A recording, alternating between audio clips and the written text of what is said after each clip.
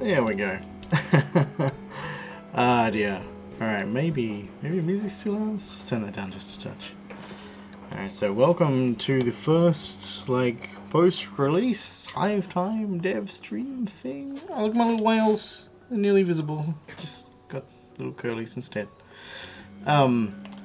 Yeah, so it's been not too long since I last streamed. I streamed 4 days ago, in time for the game's release. Like, I was like, yeah, I'm not not really awake yet this morning. It's all good. No, I'd done a stream in a lead up to release where I was just sort of trying to chug through my last minute to-do list and see how far I could get. And then my plan was to like push builds live on stream and you know, go through the processes of that. But it turned out that instead of meeting my midday my scheduled midday launch, I managed to botch that up because it wanted to upload the whole program rather than just the patch of the release changes, which is fine, you know, and I ended up releasing it at 12 on the 12th of December, which is like totally cool for me. But yeah, so anyway, the game is over here. I fixed a couple bugs this morning, and a couple bits and pieces. I've been adding a couple bits and pieces in. I'll show off some of those first, and I'll talk about where things are at and what the plans are. Do progress. So I'm going to turn this on temporarily.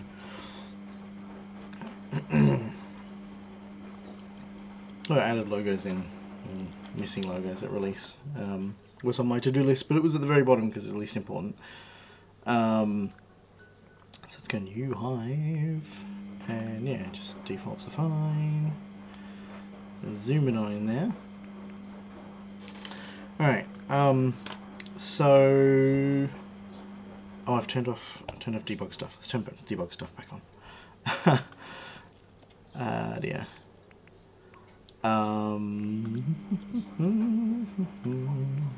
One of the new things that I've added, which, wow, what energy only seem I'm using 4 times. Let's pump that up to 8. Why not? Yeah, one of the things I changed was so the proxy that I have here for my cool scroll bars, that works when I use a mouse wheel here. And updates the position of the scroll thing. It's wonderful, but on Mac, when you're using the touchpad, it's a different type of event. Like, it's a gesture event rather than a scroll event. So I updated that to update if you're scrolling with the 2-finger touch scrolling. So it's a nice little addition there, or a nice oversight on my part to have fixed. But yeah, so let's go through and have a look at a couple of things that I have recently fixed this morning. Hey Darganom, how you doing? Hey Kisek, I'm doing okay, how are you? So, something, let's give ourselves some resources there. Something that hand reported to me this morning, which is like very much my bad for not noticing, is that upgraded, like if you've got a production facility that is in the process of being upgraded and then you pause it, you know, a cell of that type, because that pause controls all of them, it tries to change an animation on this, and this has no animations, and it's not great. And I notice now that my check was not enough. So let's go back in here and search for is instance valid animation player. I think that's what it is. Yeah, sweet. Okay. So I want to make sure that it has an animation called paused, and I think I've already done a check for that somewhere else. Yeah, and paused in animation list. There we go. It's better than looking at the docs and So we don't need that. All we need is animation playlook animation list. That's perfect. And we need to do the same thing here, but for active. There we go. That should get rid of that warning there.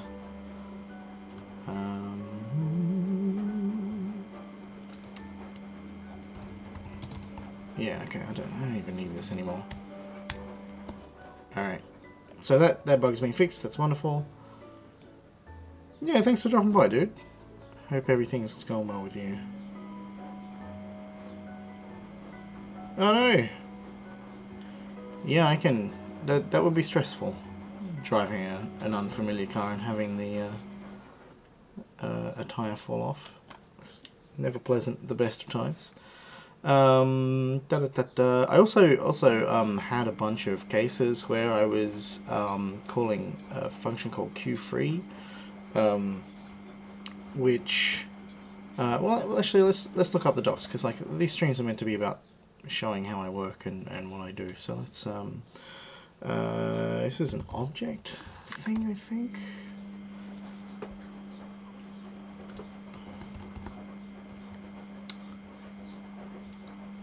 Okay, so that must be a node thing.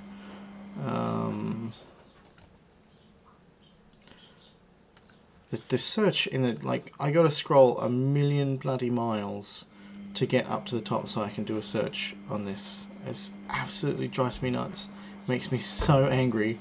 So I've taken to like navigating by typing in the URL of the class name that I want, which is just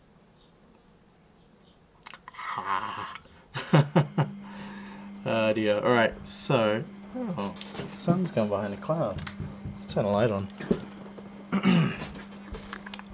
So I think, yeah, queueFree is here. So queueFree schedules the node for deletion at the end of the current frame, but it needs to be within the tree, as far as I'm aware. Like there's nothing in the documentation here that says it. But if it's not in the tree, it seems like it doesn't actually get freed, which sucks. But that should hopefully fix the objects not freed when exiting the game. That sometimes goes into logs. So I've gone through and tidied up a couple of those non-fatal errors and things as well. But yeah, I was gonna show off some of the other new things I've been working on.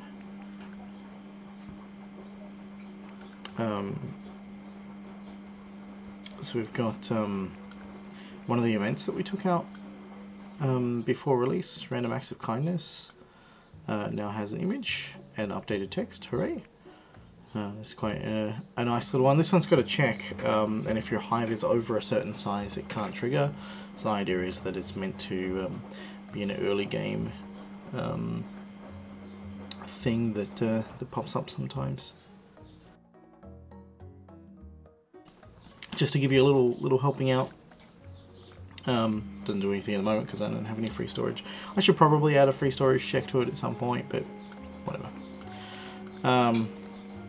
Something else that's been added is these little dots that are on exits. Let's wait for these bees to do their thing. I'm going to fly over here, and you'll see that as they leave the hive, I don't know what that one's doing. The dots fill up. See, why are you bumbling? You shouldn't be bumbling. Hey, alright. Get rid of that. So yeah, 3 bees are outside all those exits, and hopefully that small piece of visual feedback will remind players that during the tutorial they read that only 3 bees can work at a given cell at any point in time. Which is something that's easy to get lost in the information that you're bombarded with at the beginning of the game. So yeah, nice to have some little visual feedback on that. When it goes in, we'll see how it's received. But let's make some nurseries now. Nurseries now have a little radial. Well, I'm probably going to disable this for the next build because I'm not sure if it looks the way that I want it to look, and it feels very noisy. on a large hive. You know, the idea is that this is a hive-wide counter showing when the next bee is going to spawn. So when that filled up, we got a new bee. Hooray! That's very nice. If we turn the population sliders up a bit, and get some bee sitters happening, we'll see that while they're working, they're speeded up. Hooray! So it does give you like some visual feedback on what's going on.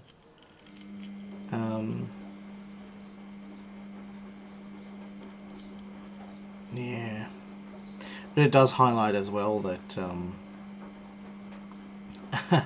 the bee sitters can bumble on the same spot without working, and it's not exactly clear that you know, like this one's not working at the moment. It's just bumbling. It's heading to a nursery now, which is the nursery that it's on. It will take one full movement turn to get there, and then it will start working. So yeah. Anyway, like I'm like really glad to have this kind of feedback in. It's doing some weird flickering stuff as well. Probably need to change the priority of the thing. And it's not too overwhelming when you're zoomed out. Like, it's easy to ignore if you don't want to look for it. At least when there's only a couple. But if I build a whole stack more stuff, just give me a whole bunch of there we go. If I you know, build a whole bunch of space, what am I doing? Let's just make a workshop and build a cluster thing. Or research the cluster thing.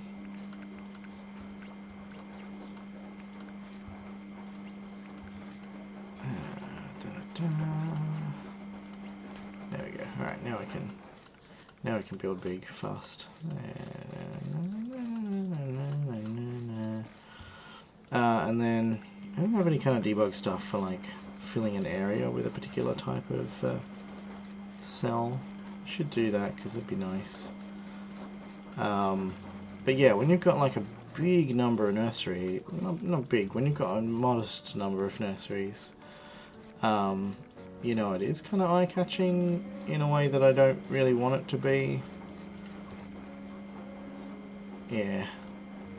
I don't know. And especially when... excuse me. When most of your bees are sorry, I don't know what I'm saying. Especially when it's going fast. So it can get a little bit faster than this. I don't know how well that's coming through. Yeah, I guess it would. I don't know if that's the kind of thing that I want. I'd rather have subtle stuff that is easy to spot if it's what you're looking for, but isn't attention grabbing if you're not planning to pay attention. Yeah, so it can get slightly faster than this, and then it will just stay on after a certain rate.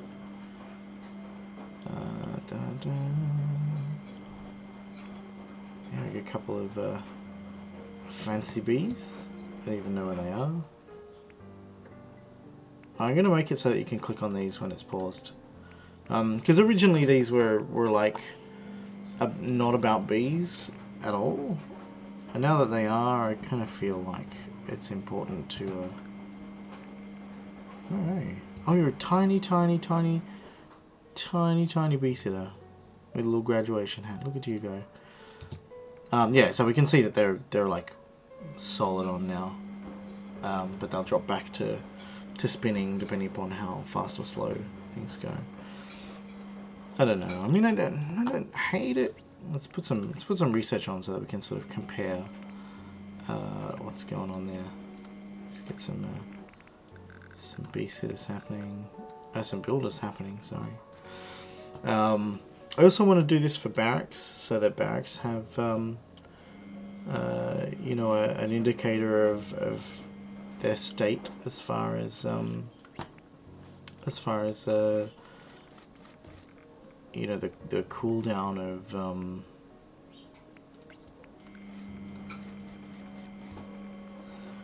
what am I saying? As far as the cooldown for their patrolled state, I would like to have some kind of indicator there. But yeah, it's kind of tricky.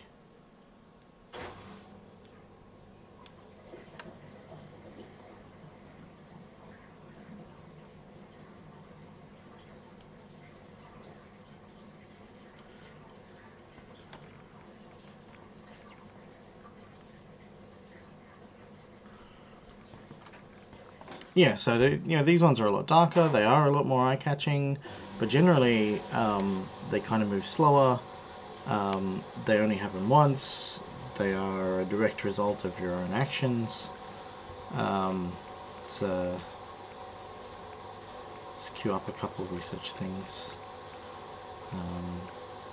Pick some fast ones as well. So yeah, you'll see them doing that stuff. You know, they're variable things that I think you get a lot more useful information out of observing compared to this. But I guess the nice thing is that in terms of population decline, if I now pull babysitters back down to something small enough to trigger a population decline, we will start to see these things happen again.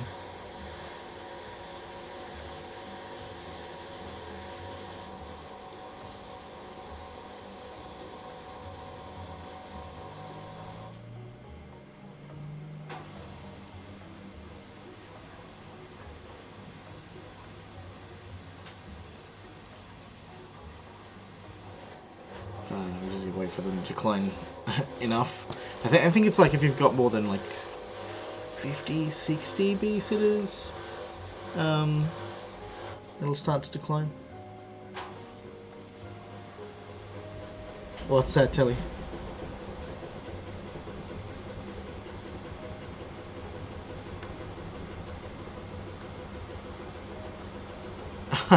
Traffic lights, yeah, it could be kind of fun.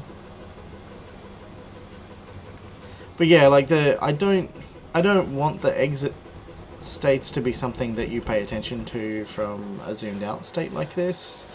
Or, if it's something that you need to see, then it's something that you zoom in to see.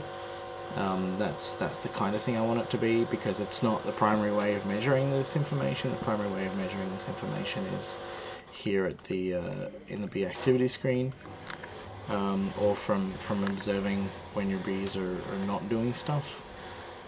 It's more about the cue to oh, nice, very nice, nice pun there.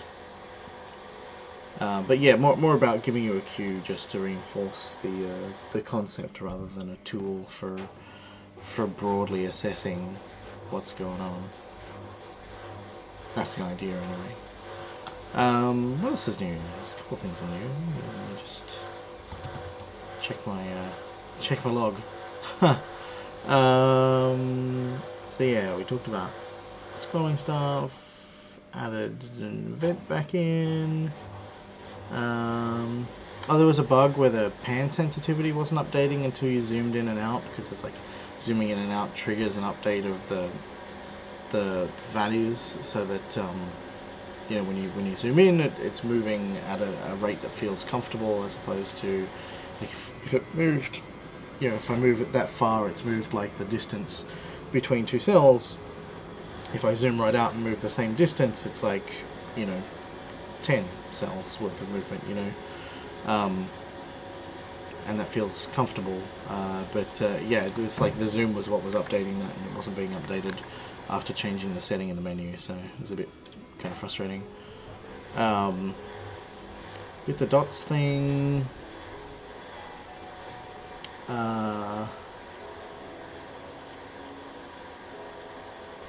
yeah, a couple of small bits and pieces. Extra notes in the menus and stuff.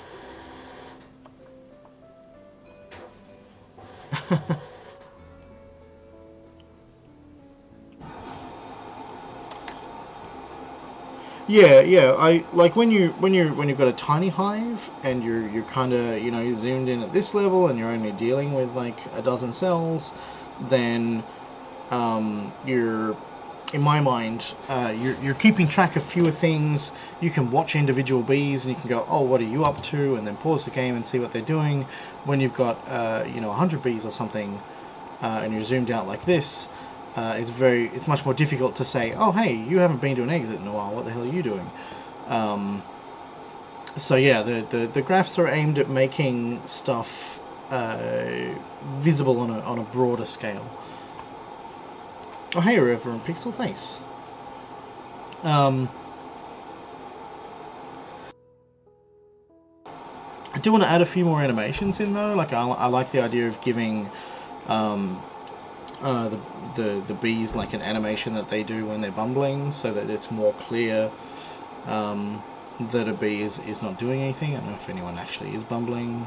Oh yeah, all the builders are bumbling right now. They don't have anything to do.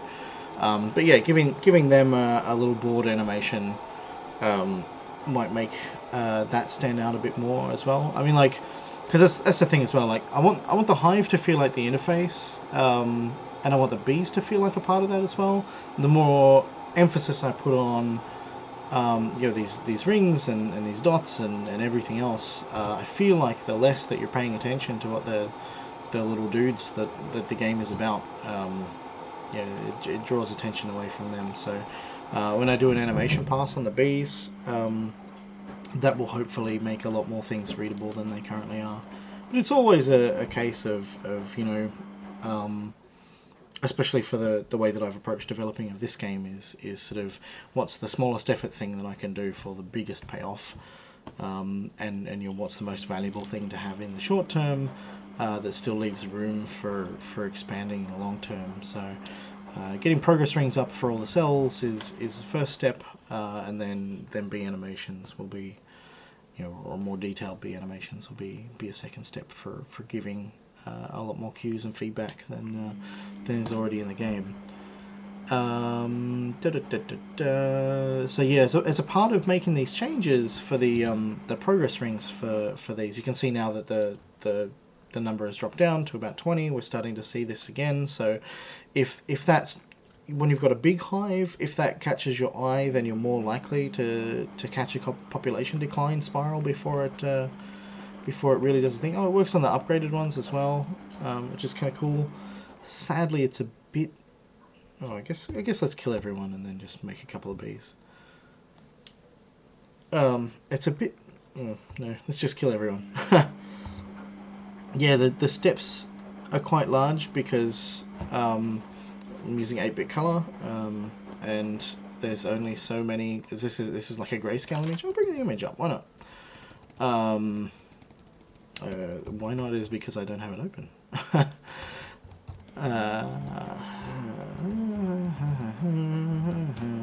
It's in here somewhere.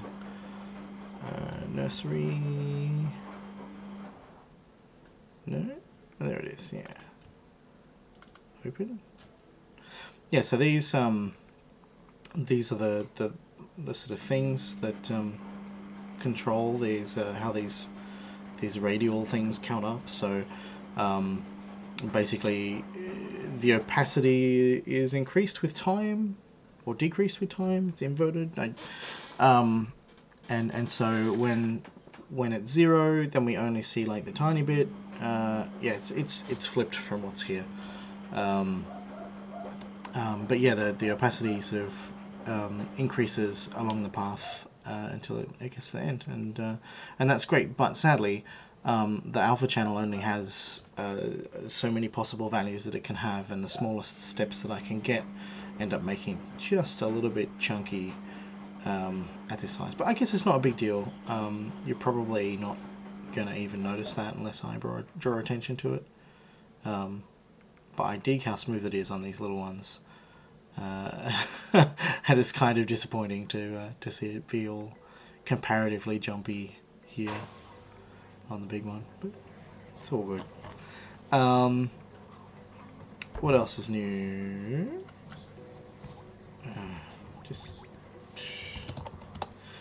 Yeah.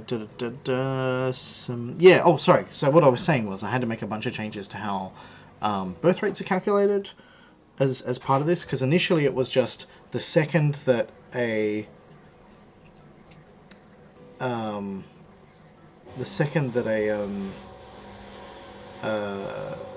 sorry, someone's talking about a bug in IRC. The second that that a babysitter starts working at a nursery, it was conferring the entire bonus to the spawn rate at that point. So I think the bonus that it gives is like 6 seconds off the next spawn time. The default spawn rate is a B every 30 seconds, if I remember right. These are all numbers that I set up a long time ago. I don't know them off the top of my head anymore. Yeah, so when a B-sitter starts working, it was just going, here's 6 seconds. And then if you've got a an upgraded B-sitter, then it's like 12 seconds. And if you've got a special B-sitter, it's double that. It's 3, 6, or 18 seconds. And an 18-second jump in a 30-second thing is like, you know, jumping that from 0 to nearly done or half done or however long it is, and it was making this very, very flickery and very difficult to read. So I changed it so that it would work a little bit more like the builder stuff, where it's calculated every game tick. The full amount, the 6 seconds, is divided by however milliseconds has passed since the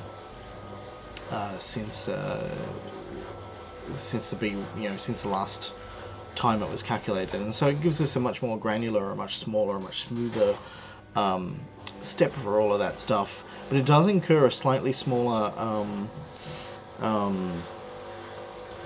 processing overhead, because we're now doing that.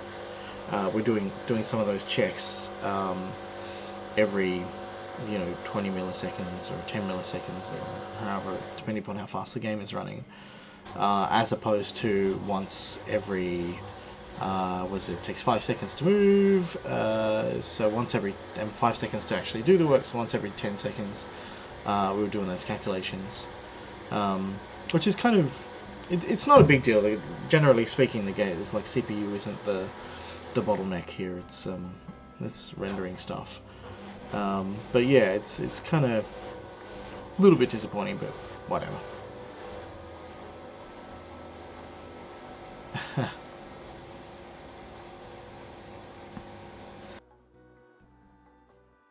Alright, since again, if it's all about my process of making stuff, then looking at bug reports is kind of part of the process. So let's talk about this one. So someone says they've tested the game for a bit and they found it pretty fun, which is cool.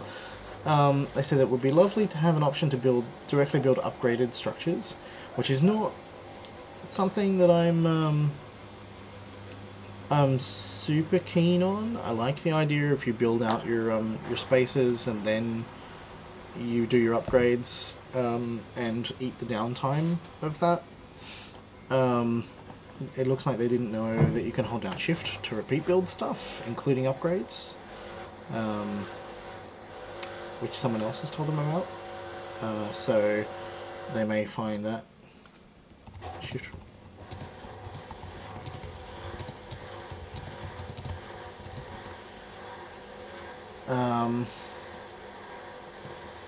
It looks like they once got into a weird state where clicking on the map always built some storage thing. Hitting space still switched to selecting bees, but when you went back it's the same. Okay, so yeah, somehow shift got stuck. It does sound like the repeat build input was stuck somehow. Should be clean. Yeah. Pressing shift though.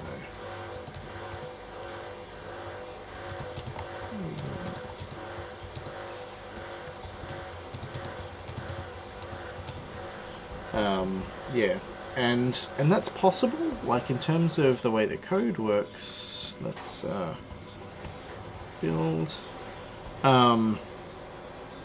we set repeat action to true here if shift is pressed.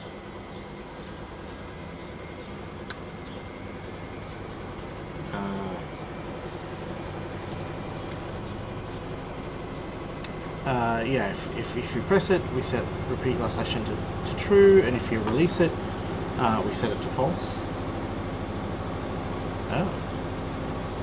Apparently, in the HUD, somewhere, up here, this is base.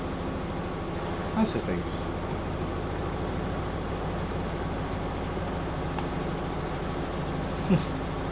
I had not updated that. I need to do a pass on tooltips because like I don't like the look and feel of the default tooltips and stuff. Like, is it gonna do a tooltip? Hey, there we go. It says cells now. That says bees and whatever. At the moment, it only works when you hover over the icon rather than the number, which has thrown a few people off. So I would. Oh no! I would like to deal with that. Anyway, we were talking about the repeat action thing. So if the game doesn't get the action released event, so if let's say, well, actually I can probably make that happen. Old Bite is going to come and destroy our stuff. And yeah, so if I build something, let's say that we're building a map room, and I hold down Shift and then I Alt Tab, and then I come back to the game, it's now stuck. But if I press and release Shift, it should sort itself out. So it is possible to end up in that state, and what I probably want to do is do something like see whether or not Godot is capable of detecting whether the game itself has received focus, and when the game receives focus, just clear anything that's lingering like that. And I think the same will probably go for panning. If I'm panning and then nope, maybe not. Yeah, okay. So now it's stuck in a panning state until I middle click again. But yeah, ideally I would check for the game receiving focus again.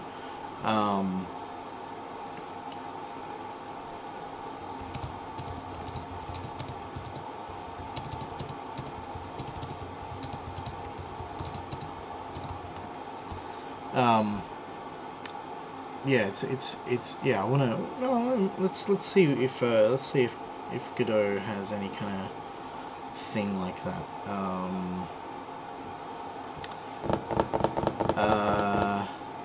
You know, I have no idea how to look for them.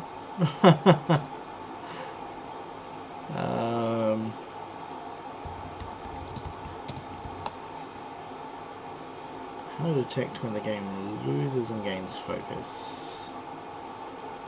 Alright, I put the browser on the other window because I'm embarrassed that I'm using Google. Because DuckDuckGo seems to have not indexed lots of Godot related stuff, which is frustrating. Oh, well. So let's see what underscore notification probably catches. It's probably one of those built-in functions that catches the. Yeah, I was gonna say some words. No, just there's a bug report, and I'm looking into what I can do to try and alleviate that.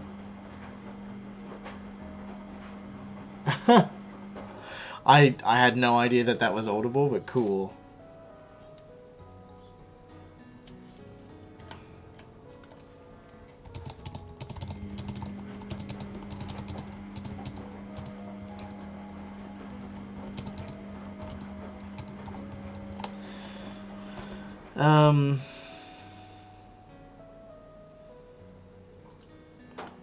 Can we have actual thing? Okay, so this is a method of object. All right.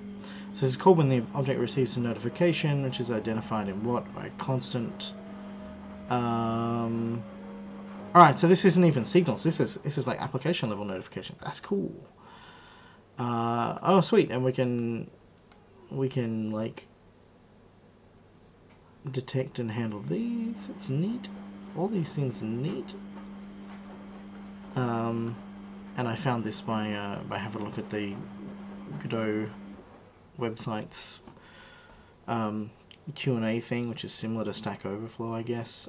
So apparently, WM Focus in and WM Focus out are things. So let's has two constants.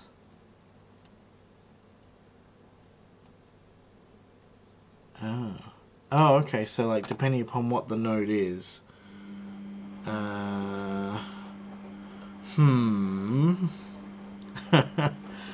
I would like to see the list of constants. Okay, so there's main loop. Is monitoring the notifications for types other than node alone. Oh, cool! We can grab stuff and effectively do destructor type things. This is neat. I didn't even know about this. All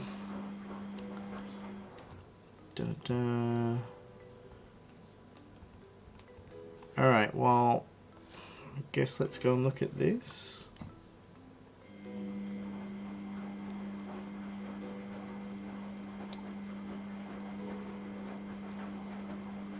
Oh, which is a new music track? Sorry. Oh, the washing machine. Oh, got it.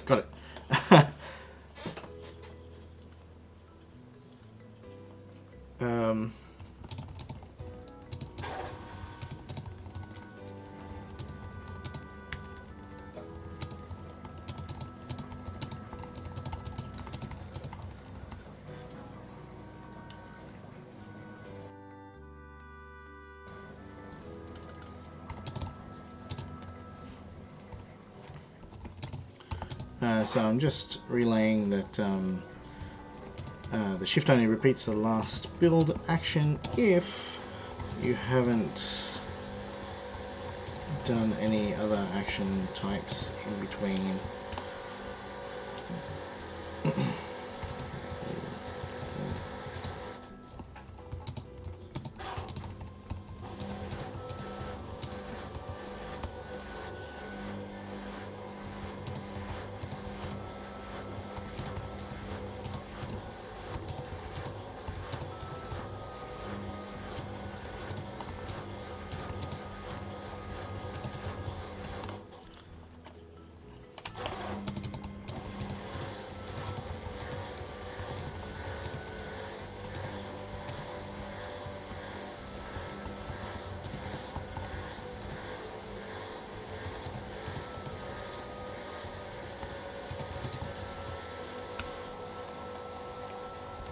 All right, yeah. So we do have like window manager stuff.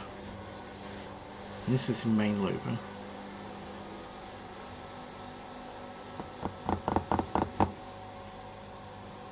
This is inherited by scene tree. I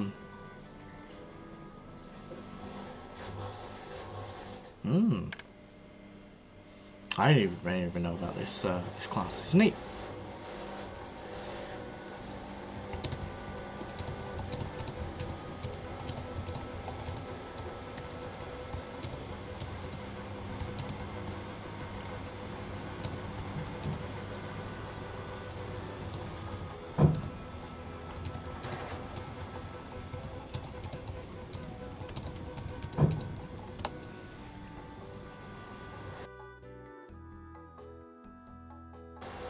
Hey Corbin, everyone's here.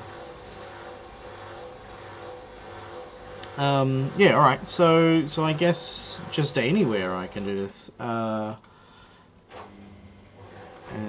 let's do clear build preview as well. Is there anything else? Func notification. What? If what is... Oh no, it's equals because it's just a just an enum, right? Main loop dot notification. Wow, notification crash. Can I do stuff with that? That'd be fun.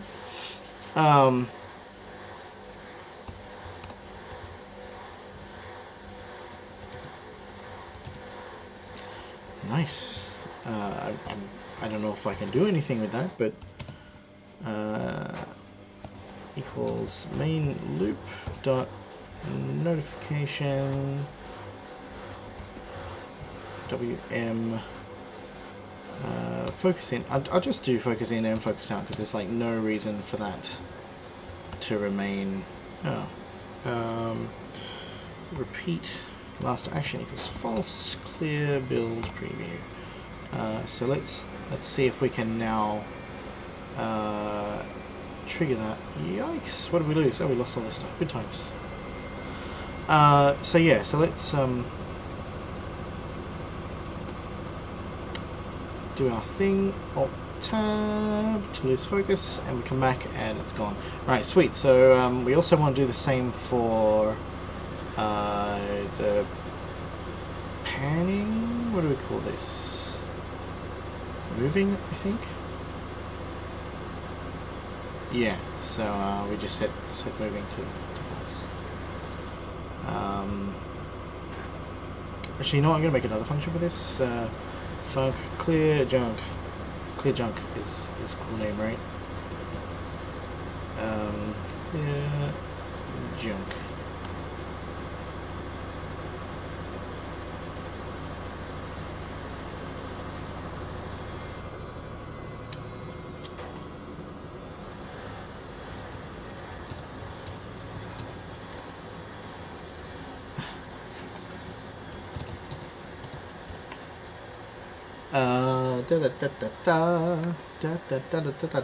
So, no, what am I doing? Because yeah, there might be other cases where I want to clear this stuff. Excuse me. So we want to get node camera. Is it camera? I think it's just camera. Is it camera? Yeah, it's camera. Dot moving equals false. Any other statey things that I can think of?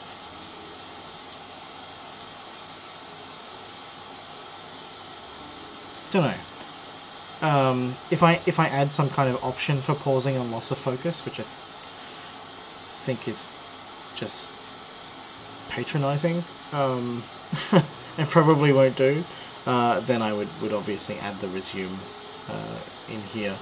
But what other things can we do with this? Like what other kind of stuff? So we got mouse exit and quit request, so we can do things on close. Memory warning. Hell yeah! Just gonna catch all these and log them.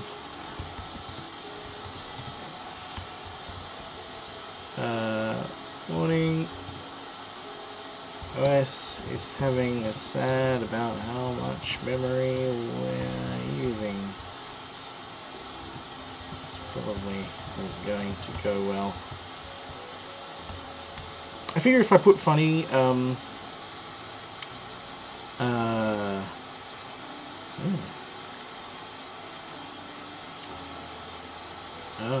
Oh, notification crash is like just a Mac specific thing?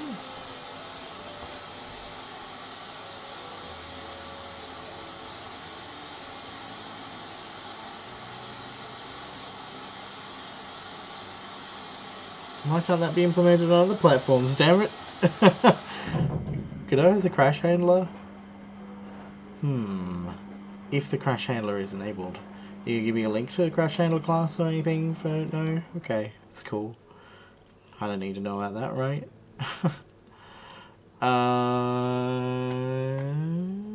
Godot crash handler. Because I would really like to be able to get a little bit more information on crashes. Let's see what's going on here. What do people say? Da, da, da, da, da, da, da, da.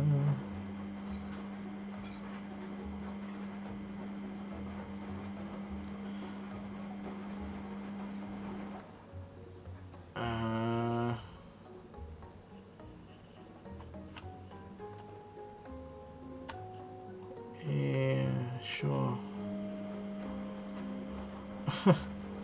That was the same thing. Oh, they, okay, right, whatever. I'm just not paying attention to the URLs. Yeah, like, that thing is like, oh, the Godot crash handler is enabled. I'm like, alright, well, tell me about the crash handler. And there's like, there's nothing there.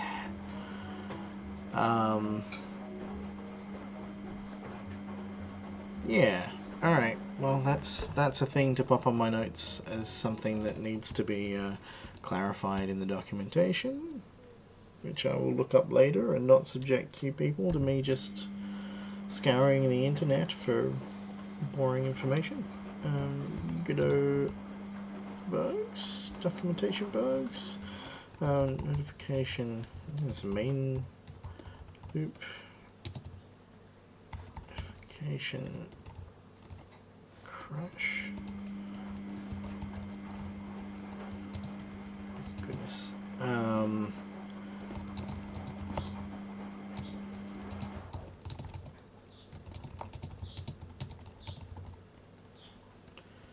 alright, let us, I'm somewhere close to the top, so nice, crash handler, see whether or not, like, just searching the docs gets us anything. There's something in here, there's a resource handler, limitations on Xbox One, good times, da da da da da da da da da da da da da. Okay, well, it's fine. Alright, what? Oh, it's a main loop. There we go. Was there anything else cool? Let's just if what is main loop dot post initialize. Okay, so nothing.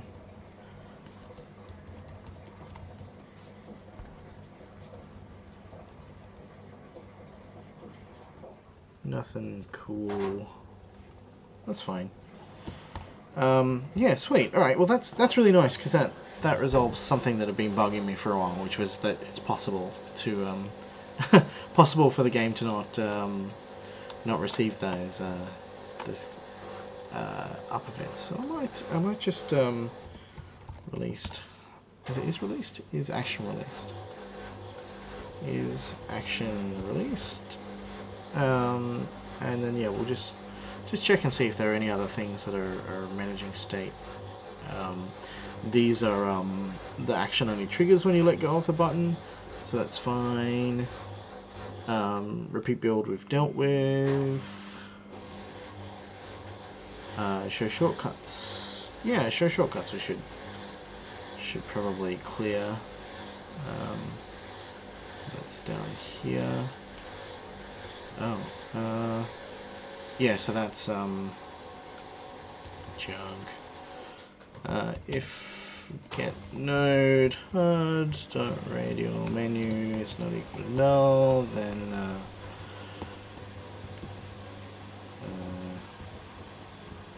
I think that was that in radial menu? Yeah, it was.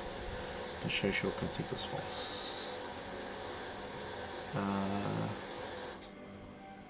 You know what? Let's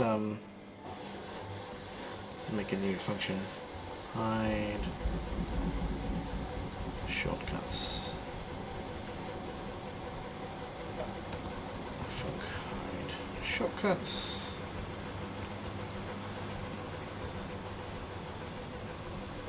Sweet. And then back here, instead of doing that, we'll just do hide shortcuts. And that's cool. Where were we? Select, that's fine. Leave menu is fine. Select leave menu is fine. Repeat build we've dealt with. Pan modifier we dealt with. Select. Good, brilliant. We've made some cool tweaks here. We did some cool things. All right. So what I want to do now is just play a normal game. Excuse me. If anybody has any playstyles or constraints that they would like to see, feel free to pitch them at me, and if they sound interesting, I'll do that.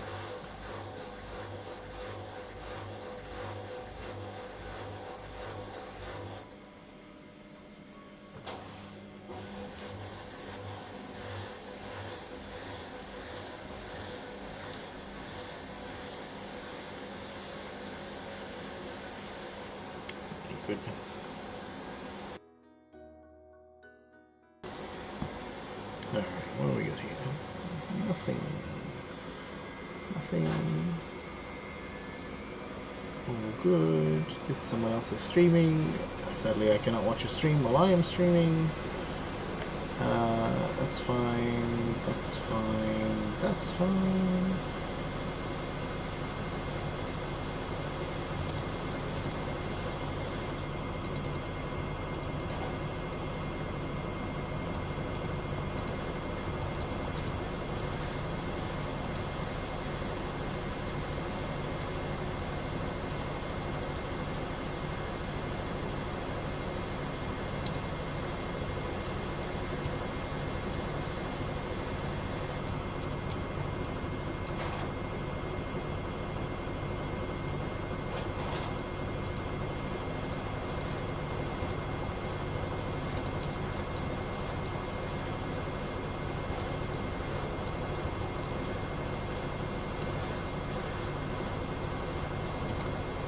Just replying to someone's question about exits and you know how we communicate the state of stuff, and just repeating what I said before about trying to do the smallest effort thing that has the biggest impact is always going to be the right way to go for the way that I'm developing this game, and that I am probably going to do a future animation pass that allows B's Bumble state to be more readable.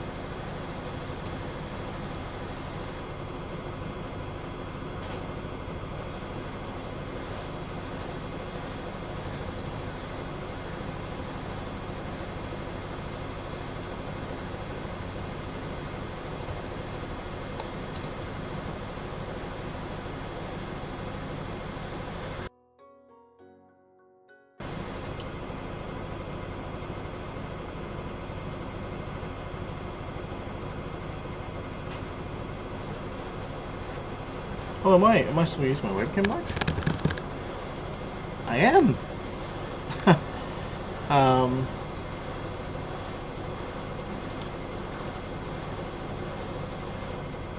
Yeah, I changed it to the webcam mic to allow it to keep going, or to allow me to continue to be audible. That is why the washing machine is so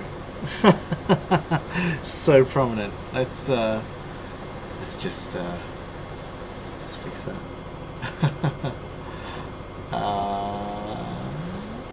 Hello.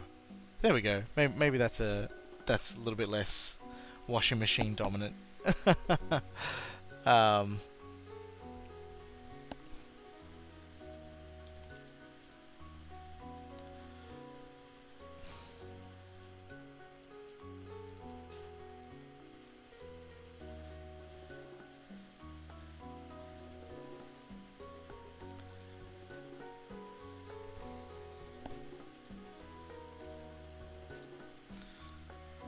Alright. Well, I'm just going to do a normal kind of hive. So yeah, since I've changed how... since I've changed significantly how bee sitter stuff works, you know, rather than getting that population bonus stuff happening straight away, you know, we're now receiving it piecemeal, which means that there are just slight changes to the way that the spawn rates kind of end up happening. But yeah, not in fact, to make sure that I'm not going to cheat, I gotta turn them off.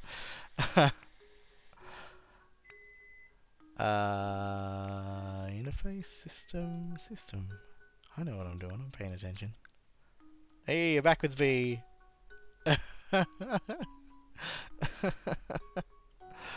Ah dear. Hey, Light Soda. Yeah, sorry about that. I completely forgot that it was on my webcam mic. That was my bad. Yeah, sweet. I'm gonna get some resources. You cool bees, do your cool bee things.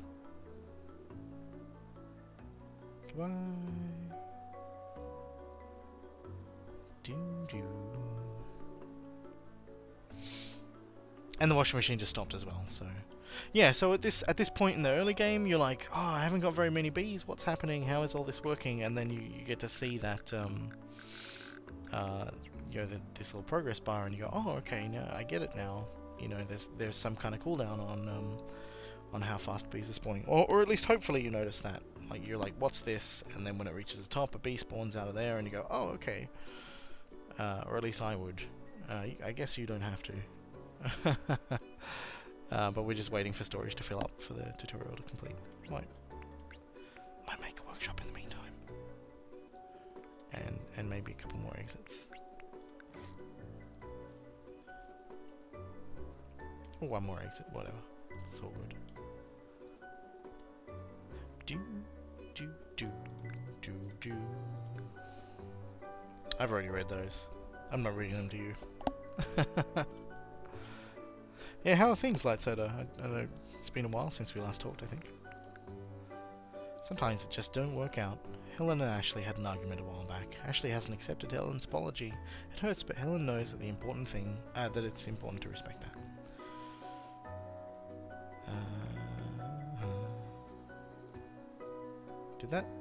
Do we have to fill up wax as well? Okay. Hooray!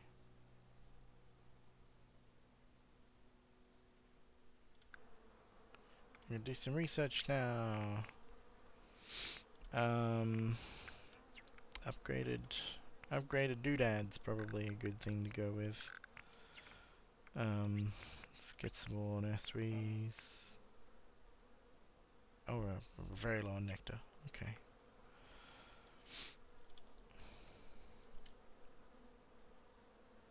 Yeah, so these guys, they work, and then they have a movement turn. When you've only got one nursery, they just stay where they are, and then they're ready to go. Yeah. I mean, I guess it's clear now, but it was never clear before, and it was just like nice to not not be showing necessarily how, you know, directly how that works, but it is what it is. It's fine. It's not a big deal. Hooray! I love the research sound.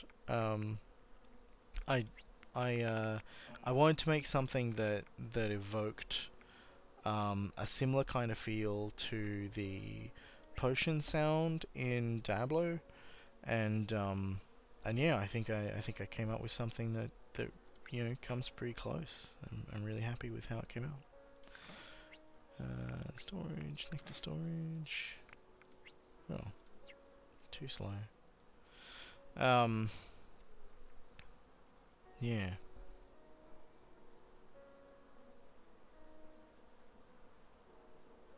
Oh well, yeah.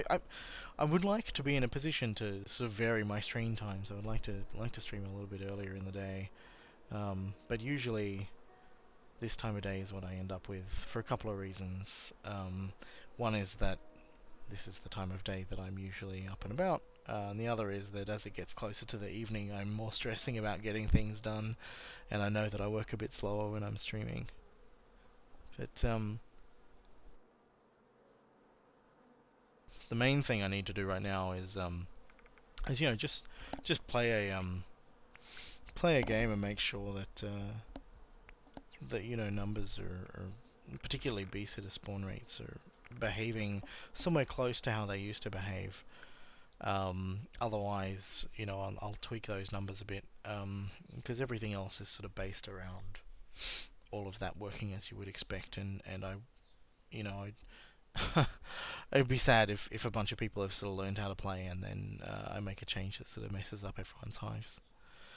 So Jacqueline spends too much time on social media and worries that they're not living life to its fullest. It's distressing.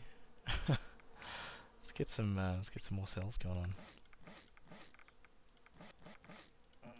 What amount of wax? You got quite a few obstacles over here. You got any clear space? Not really. That's wonderful. I love that. Sometimes they're real dense, sometimes they're not so dense. I really dig that it gives you some variation and gives you an opportunity to feel like you know, different stuff's happening. These guys are going to make me some more wax nice and fast. Yeah, we'll wait and let resources accumulate a bit.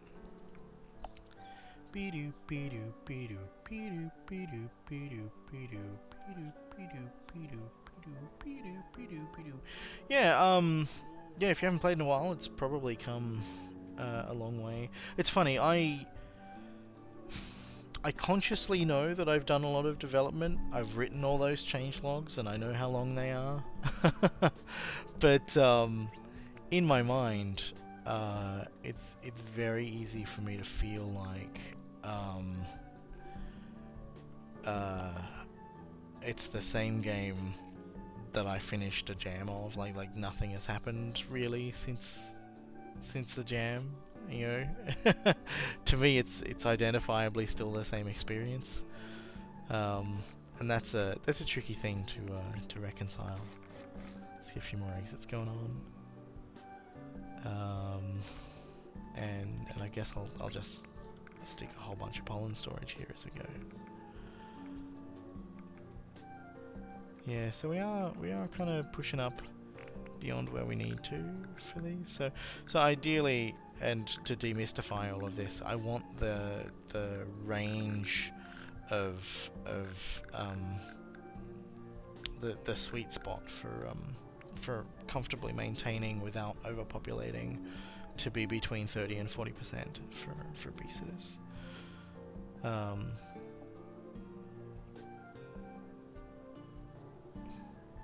Yeah. It's and I think as well, like a lot of that stuff is going to be more noticeable to people who aren't me, in that when I made the jam version, in my mind, all of the things that weren't there, you know, these exit dots, they were things that I had in mind back then, and so in my mind they're a part of the game's identity and have been for 6 months. Oh wow, nice old bitey off the bat. That's wonderful.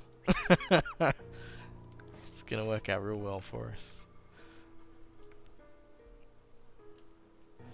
I will probably not build anything. I mean, how quickly can I research barracks? And we'll give it a red hot go, I guess.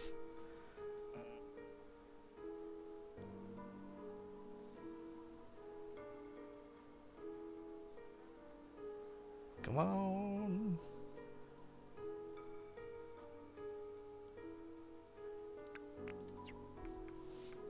How many builders we got? 15%. Yeah, we got enough builders to. I wonder if I should build another workshop. Well, no, another workshop's not going to help me because I don't have more than 3 workers, 3 builders.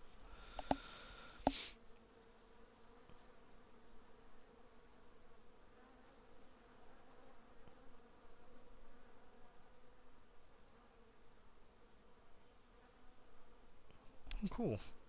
I didn't even consciously do it. I'm completely not conscious of that stuff. I'm going to avoid building more storage because I feel like I'm just not going to get any defense out there to deal with Almighty, and I'm probably going to lose my storage. I'm going to lose something. It's going to be fun. So we'll just sit on what we have and see where it ends up, I guess. No sense wasting resources.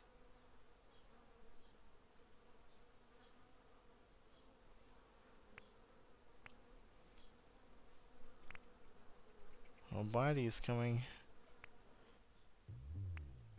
What are we going to lose?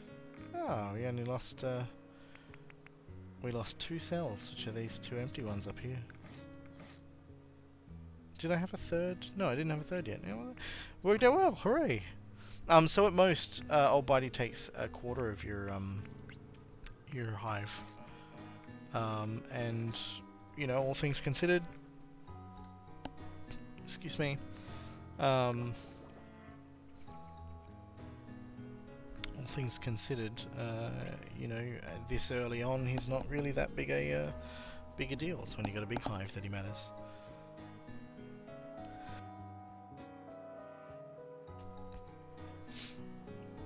Are there any parts of the soundtrack that came together really easily, do you feel, by comparison? Let's get wax storage up and happening next. Oh, I just spent all my wax. It's alright, these guys will make more. We'll get map rooms going in a sec as well.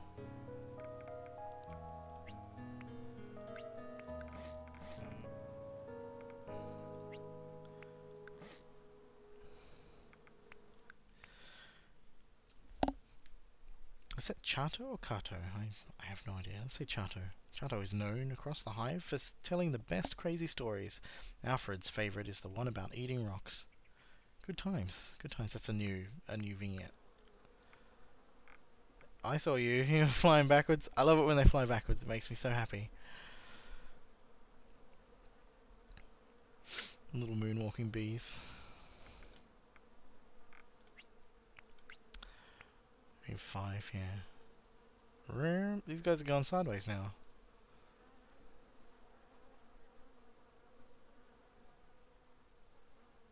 Is it just these 2 that are doing weird stuff? We could just go. Huh. I don't know. I'm gonna have to pay a bit more attention to those monkeys. I'm not entirely certain why that happens. I reckon when they come back from down here they'll probably be right. But let's keep an eye on them and see if we can see them come back. Here's one. Yep, now they're moving in the correct direction. Don't know. Oh. It's important to reflect. Caleb and Gertie made up after a recent falling out. Caleb has spent a lot of time feeling thankful since. Oh, well, that's nice.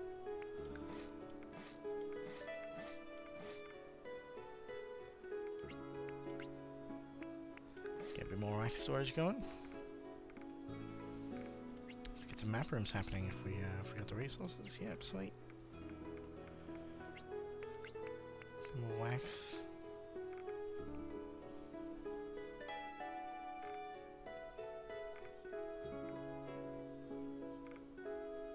Probably should have built wax over here, but whatever.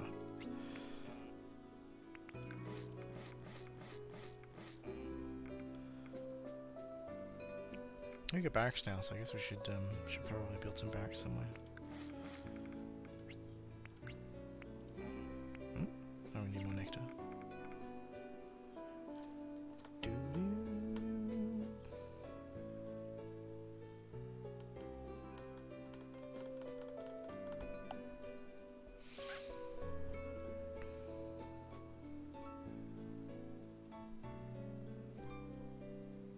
Yeah, I quite like I like both of those. They're cool and feel like they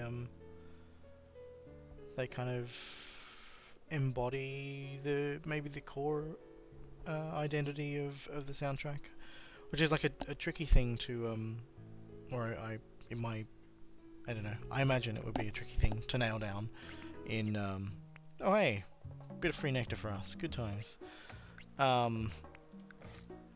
Yeah, I would imagine that in a soundtrack that has the kind of diversity that we've got, like between all, like across all of the events, goes in a lot of places.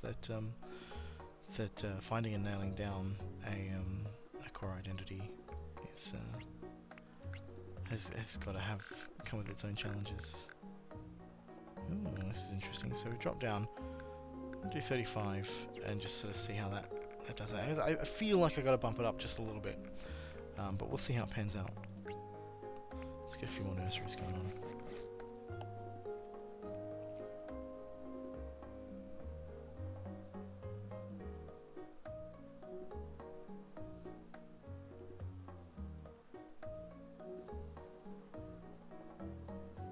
Yeah, sweet.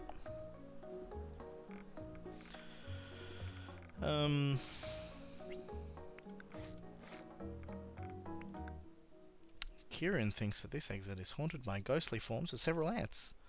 Thankfully, they're friendly. Several ants.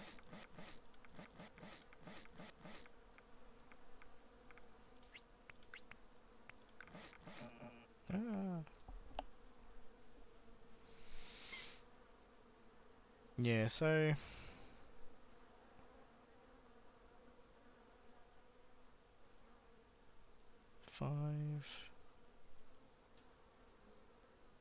Yeah, I feel like 36 would be pushing us towards positive growth much faster than this. So what I'm going to do is risk breaking the game. Is under player? Oh no, it's in B, I think, actually. It's in B? It is, yeah. That means I can't change it on the fly. Alright, well in that case, let us save, doink, and quit, and change some stuff, and then come back. So let's make this, yeah, so I was messing around with these numbers in my head. I think what I need to do is add, add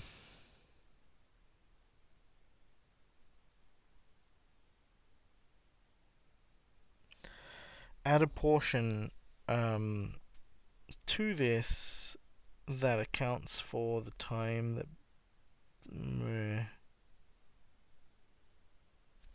I don't know, because 1.2 is what the numbers end up being if I divide the amount of time that gets spent by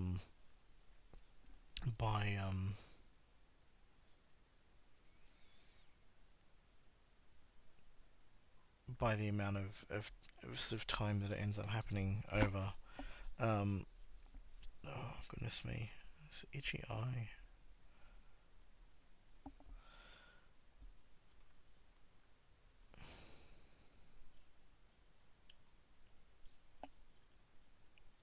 Yeah. I think I remember you talking about that while we were working on stuff or while we were discussing stuff. So I'm gonna push this up to 1.6 and we'll see if that improves things. Yeah, I think I remember you talking about that when we were discussing how the game was progressing and where we wanted it to go and stuff. I found that in release builds there are also these pauses. I think it's when stuff gets instantiated. I don't really know how to address that just yet. Chato likes to take offcuts home and make miniature hives. How nice. Yeah, I wanted to get some nectar storage going.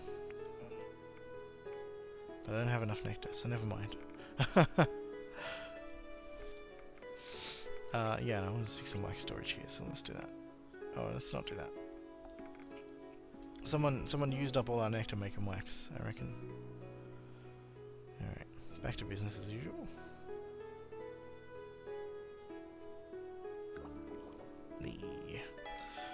let's get a couple map rooms going, I guess.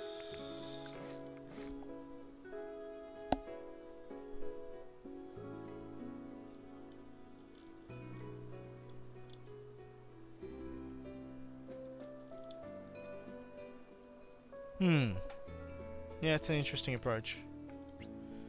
I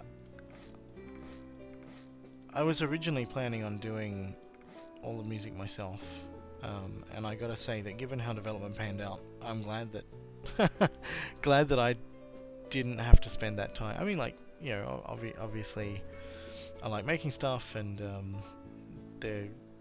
you know, I would have enjoyed that process, but I am also glad that that I was able to throw that attention at other things, you know. And I'm really happy and impressed with the outcomes, the work that we ended up with.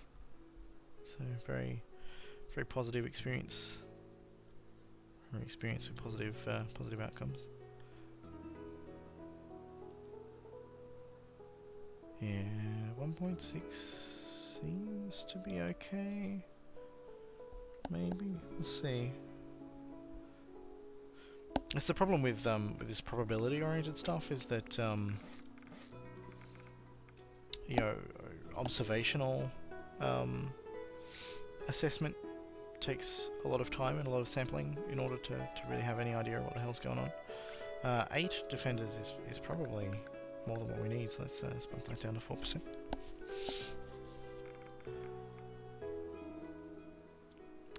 But we definitely need more exits, so let's get a bunch of those happening.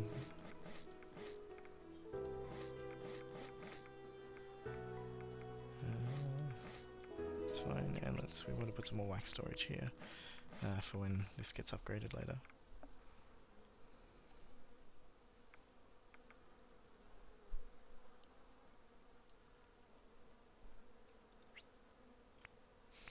Yeah, your approach, and I imagine that your experience as well has you being a lot more bold about those kind of things than I would be. And yeah, I think the game is stronger for that.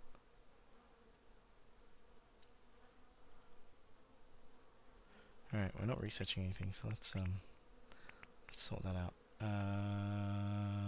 Do we want to do honey just yet? Yeah, let's get honey on the go, and then we'll do the throne. Where were we? So we want to get some more map rooms up and happening. Yeah. Well, almost every track.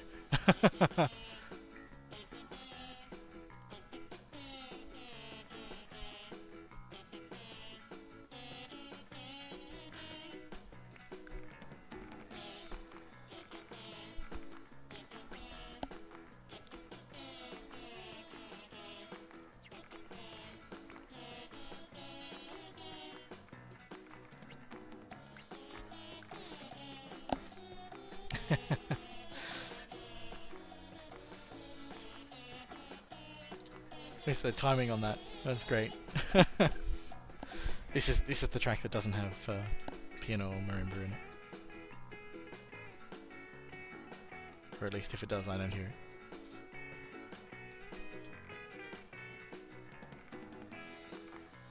I'm doing 12. We still need more map rooms, so let's get a few more going on over here.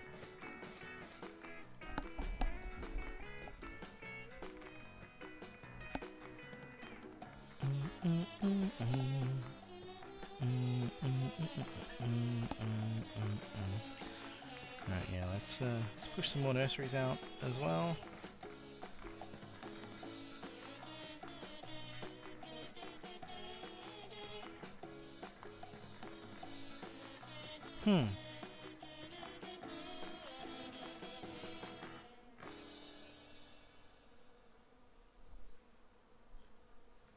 I love people's reaction to that. It's you know, in my mind, it was you know, originally just going to be a little pun on par with you know, like the Heinlein reference, or the some of the movie references and stuff, just little side things that you look at and go, ha. But it grew into something heaps bigger. Miriam wanted to do a drawing of the Beatles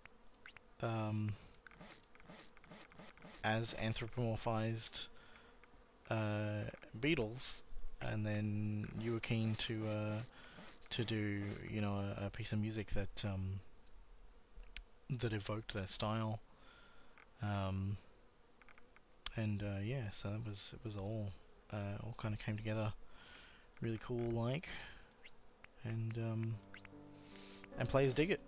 That's the I guess that's the sort of gratifying end to it all, is that we let it grow into something bigger, and people love it.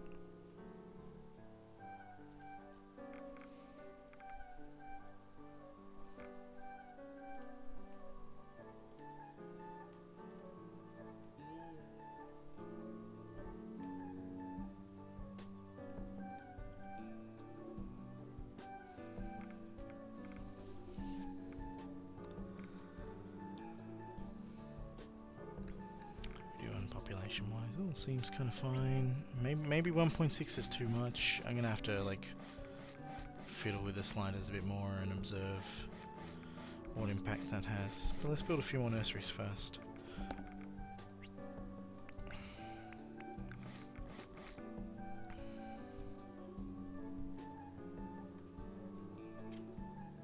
Yeah, for sure.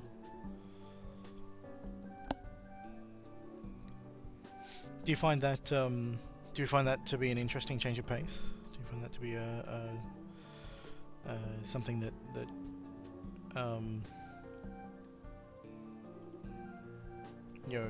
is that outside of what you normally do when you're composing? I know when I'm writing stuff, I always have a guitar in my lap, and I imagine that whether if you're a keyboardist, you probably have access to a keyboard and stuff. But I know that when I'm recording, I always feel different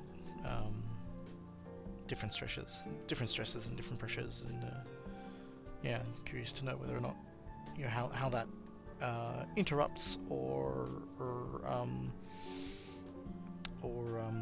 enhances your workflows.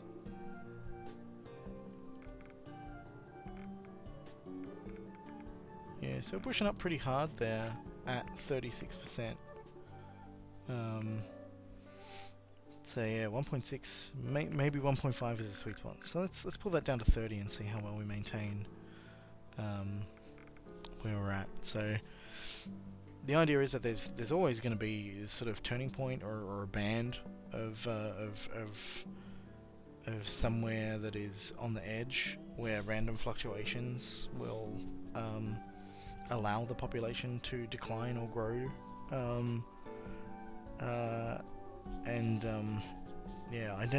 identifying and placing that in the lower half of the 30 to 40 range is what I'm looking for.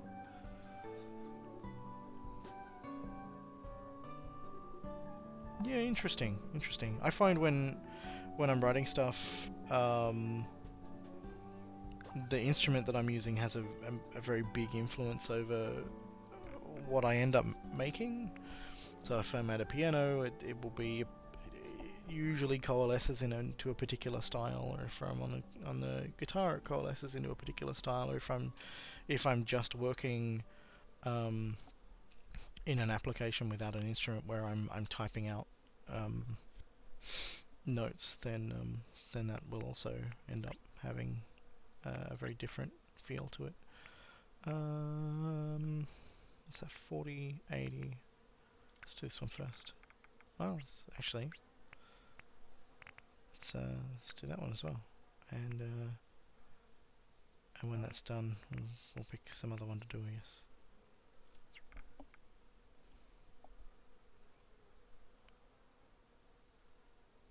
Yeah. So you do your live recording in your I don't know. I don't want to make assumptions about your work environment, but in your normal work environment, rather than hiring a studio or hiring studio time. I imagine that that studio time is is quite expensive.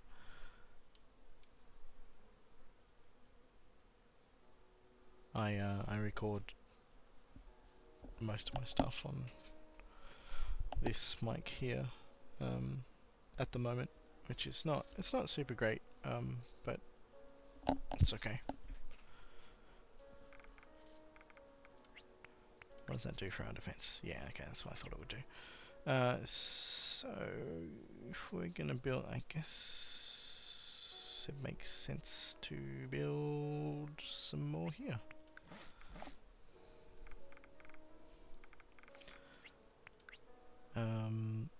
And we'll queue up. Oh, we need more honey. We have no honey. Cool. Cool. Let's build a honey up here, I guess. Come forth and build, my friends.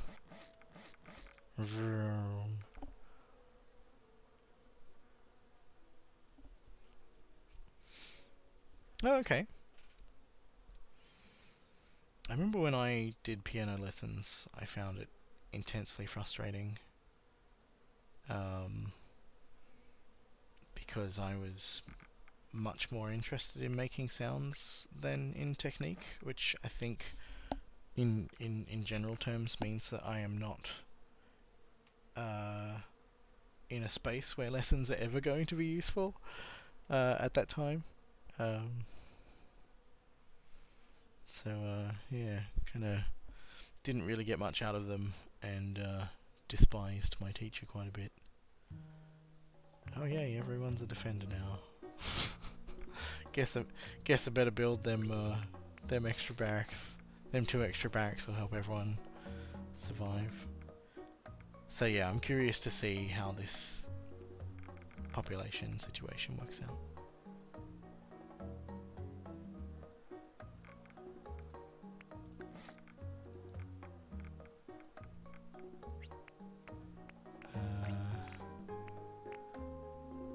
Let's do honey storage.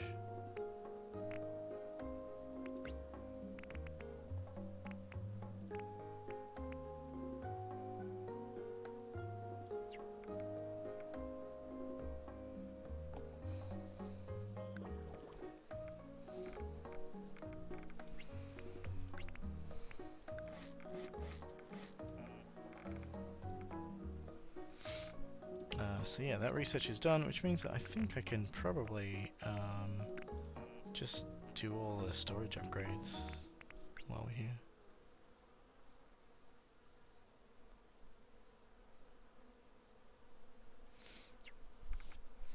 Yeah, I possibly had a guitar before I was born, so I've always had instruments on hand. And I got a piano, or a keyboard. A piano is a much larger investment and in space and money. But yeah, I had a keyboard from I don't know how old I was. Probably 11 or 12, I guess. And yeah, it's been fun. I used to play for a while I was in high school. I played guitar in a pub once a week, which contributed to my disdain of alcoholism. So it's lovely to watch people just being unhappy with their lives and trying to hide that behind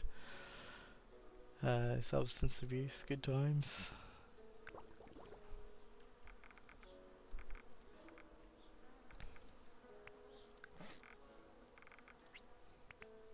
I haven't done pollen upgrade yet. Oh, they're all still doing their thing. Okay, that's fine. They're still building.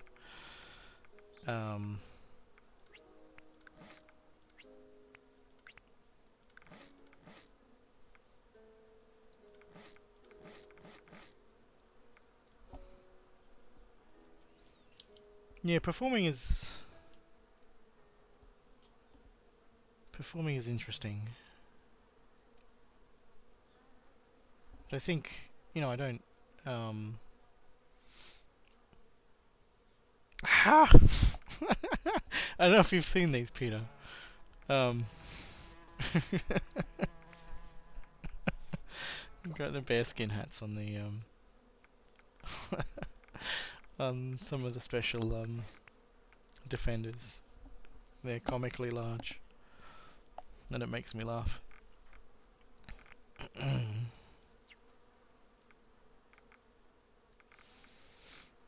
Look at all that honey. How nice.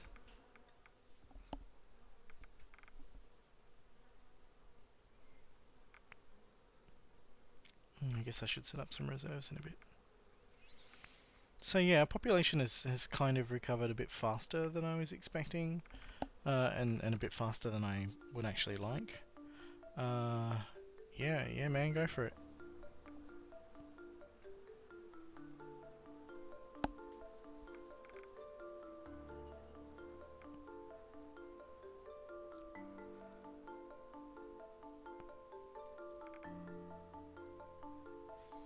Yeah, I'm not super happy with most of the defender hats, but I do like that one. That one makes me laugh. That's my qualifier for a good hat. If a good hat is a good hat, if it makes me laugh. Yeah, let's get that honey storage happening, and then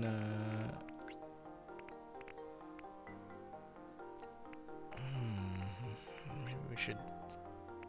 Have we done map room upgrades? Yeah, we'll do map room upgrades after. Well, actually, we'll do that first. And nursery upgrades. Yeah. Speaking of which, let's have a squeeze at what our stuff's doing. Yeah, okay, so we definitely need more exits. Let's get that happening.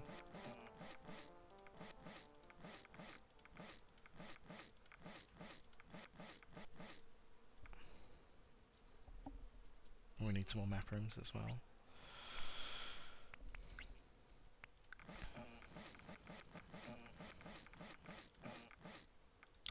Just a little too fast on the clicky clacky there.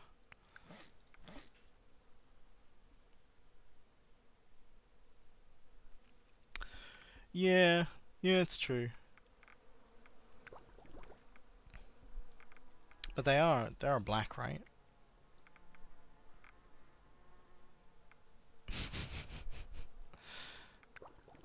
So it is slightly, marginally lighter than the head color, but not heaps.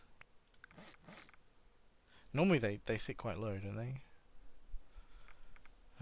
They're not something that I have had the opportunity to see in person.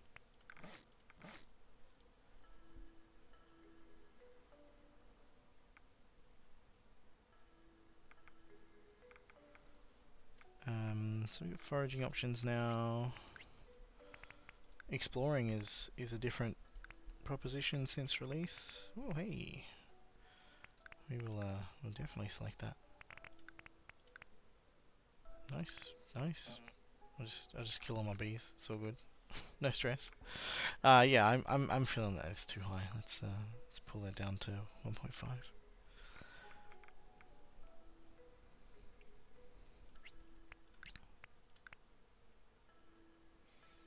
So these will take a while to deplete, because there's a whole bunch of other zones selected.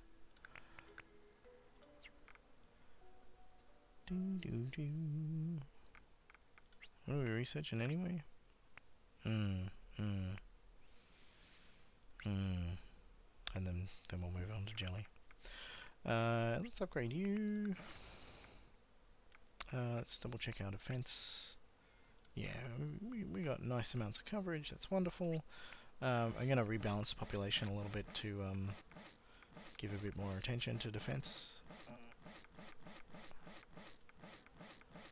First, I'm going to waste a whole bunch of resources building.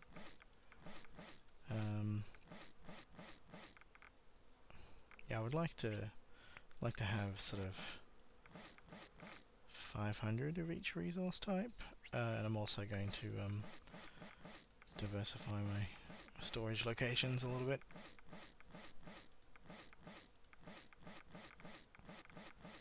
So we'll get some honey down here. we'll let our resources accumulate again. Eee. Defenders have protected our honeys. Nice work, defenders. You're my heroes. 40 wax. There's also a situation I haven't managed to kind of reproduce it. That's interesting. Maybe I should make that go behind the HUD. I don't know.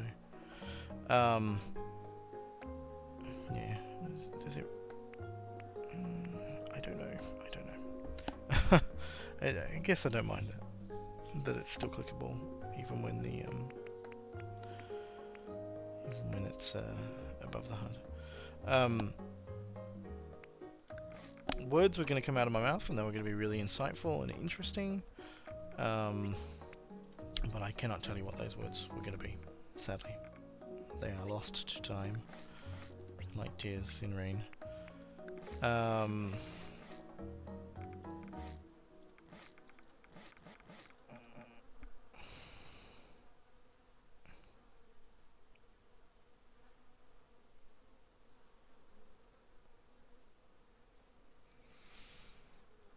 I'm not certain. They seem enormously impractical. They seem like they would slow you down. They seem like they would decrease your agility. They seem like they increase your visibility. They seem specifically useless in all of the ways that you would like headwear to be useful when you are in that kind of role. Unless you're like keeping some survival supplies in there, they're dumb.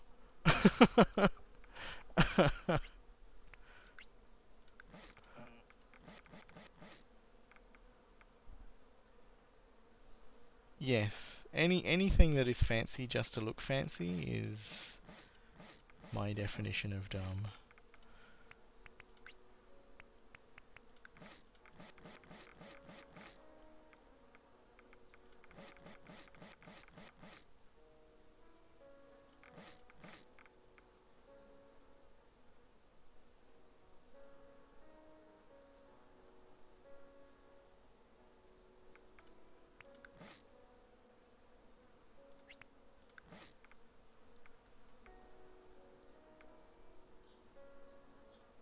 Unless it's like a really pretty game about bees, in which case it's perfectly fine.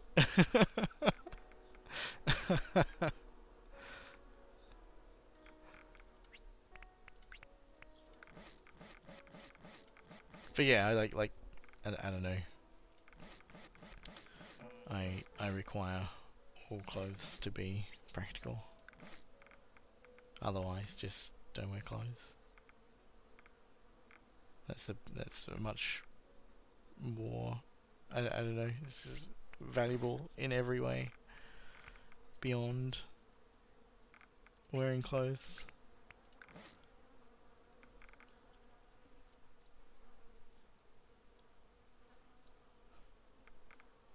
But no, like if you've got, I don't know, if you've got something that looks cool at the expense of it being able to do what it's meant to do, then yeah, it just makes no sense to me. How are we doing? 340 pollen. We don't have any wax storage up here. Let's do that.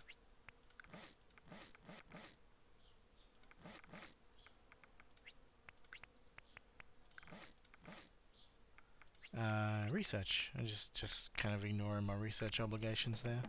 Oh, everyone's a forager again. Good times.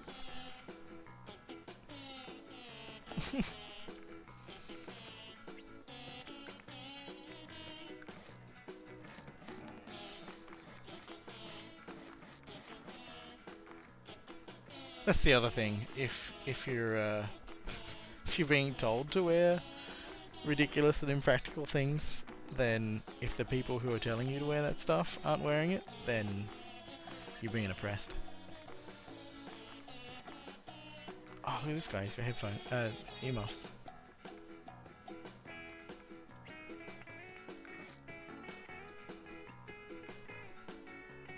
Wait, what's your name? Brett.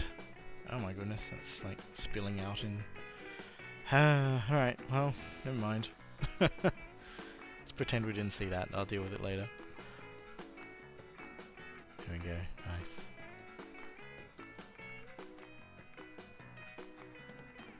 Do do do do. Where do we want jelly storage to be? Let's have a look at our defense coverage again. Oh.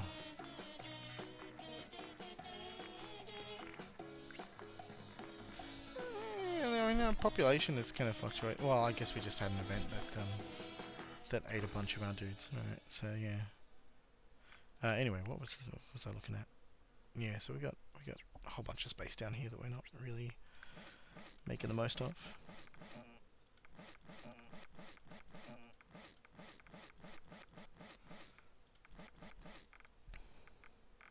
Yeah, and we can stick some reserves up here. Let's just put them at over 250, and that'll let us do whatever research we want. Are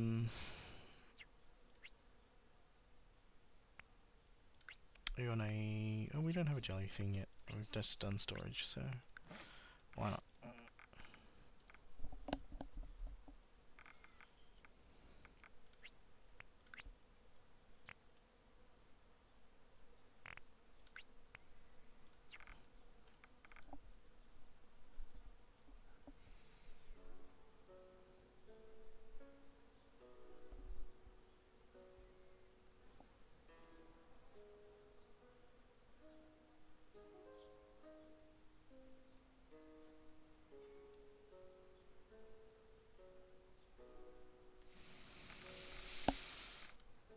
How's our efficiency looking?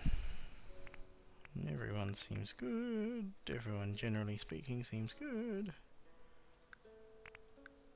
Sweet. And our population's recovered a bit more. That all looks good, although we've got some unprotected pollen here. I guess I'll build a couple more barracks. And yeah, that's right, I wanted to fiddle with this a little bit more. Oh, we haven't done the upgraded nurseries.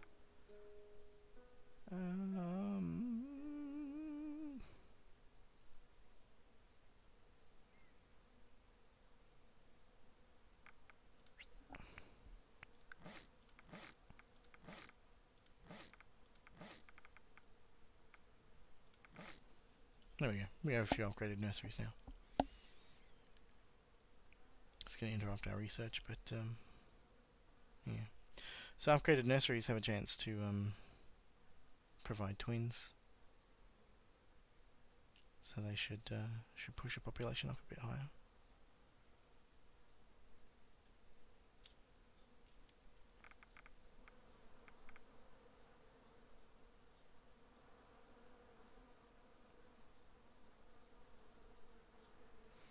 I feel like I should probably make the hive sound track with the camera out proportionally towards the edge of the screen, so when you're zoomed in this far it'll follow you out like 75% of the way. When you're zoomed in all the way, it'll follow you 100% of the way, maybe. Maybe. I don't know. I haven't really sort of thought out about the best way to manage that. Yeah, anyway. Someone had managed to come up with a funky way of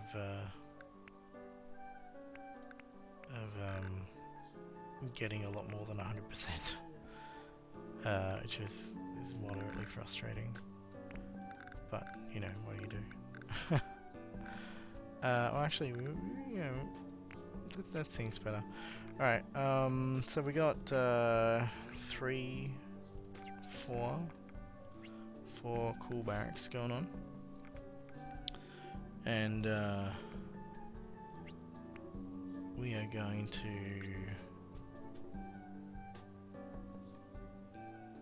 deploy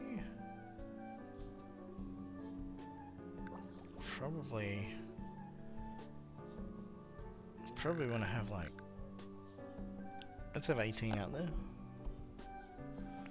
Then let's just deploy them straight away. Yeah, I need to rework some of this defense stuff.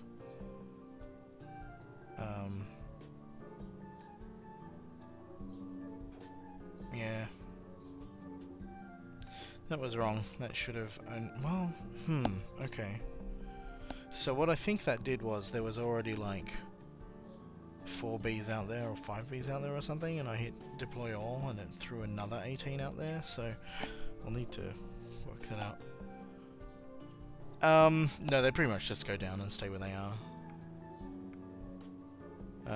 I was considering in the foraging screen here having oh, I didn't see the notifications for that.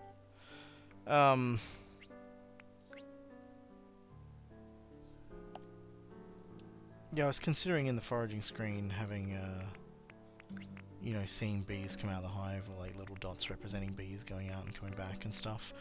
But it kind of, I like it being abstract, you know.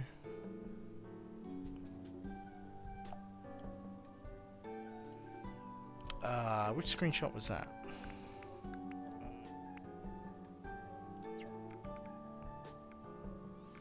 Was that the one where the camera had tilted upside down and you could see below the hive? Let me see if we can find that. What was the last thing I tweeted? Dots? Nope. Oh, I haven't. Tutorial, resource tutorial. Any of these will do. Where'd the game go? Come back here. Hey, nice. Thank you for your assistance. Let's build some stuff, I guess. I guess that research finished and I wasn't paying attention as well.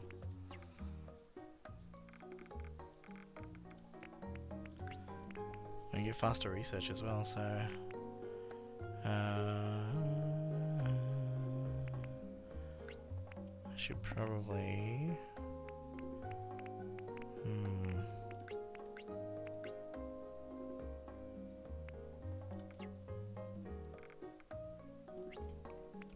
Just build jelly storage, I guess.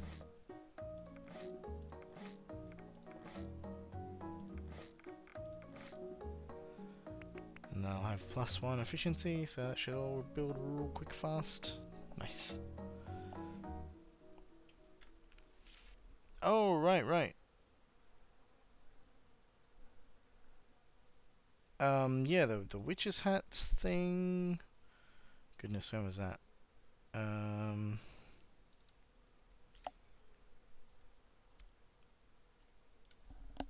Down here somewhere.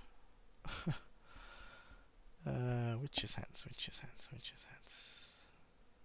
Do you call them witch's hats? I call them witch's hats. It seems to be an Australian thing, mostly, from what I understand.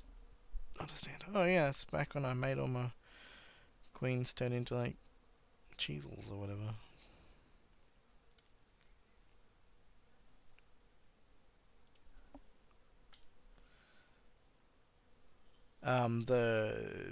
The non-visual entities that I was showing off with that is the sounds of birds and stuff outside the hive. So if I zoom right out, I don't know if you can hear them.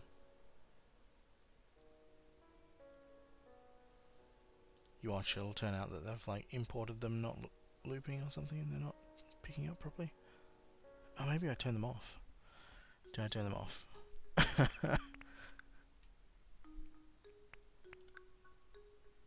No, they're meant to be playing. I don't know. I didn't hear any, but the hive sounds end up being quite loud, so it's hard to...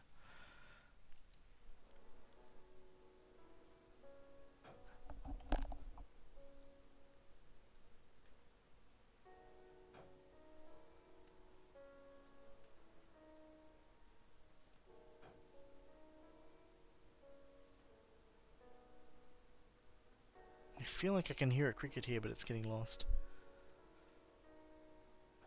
But yeah, there are some bird sounds that are meant to be playing. I will have to look into that. But yeah, it was the position of the bird sounds and stuff that I was using for that. I guess what I can do, well, where are we anyway? All our things are looking full. Jelly storage.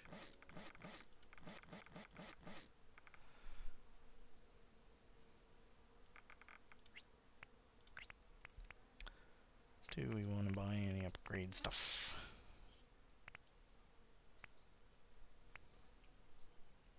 I guess, probably. Yeah.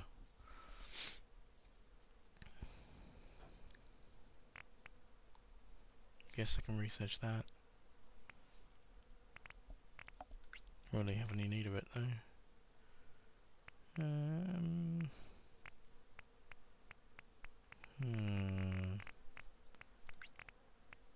Yeah, I guess we'll do the storage upgrade first, because that's the one that's like immediately useful to us.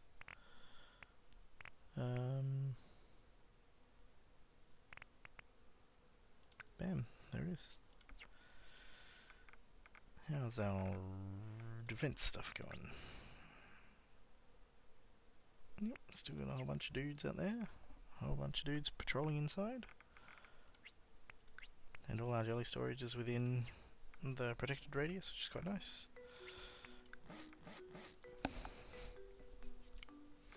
Oh, it says our B setters are declining. Yeah, I still need to tune that a bit to be a bit less,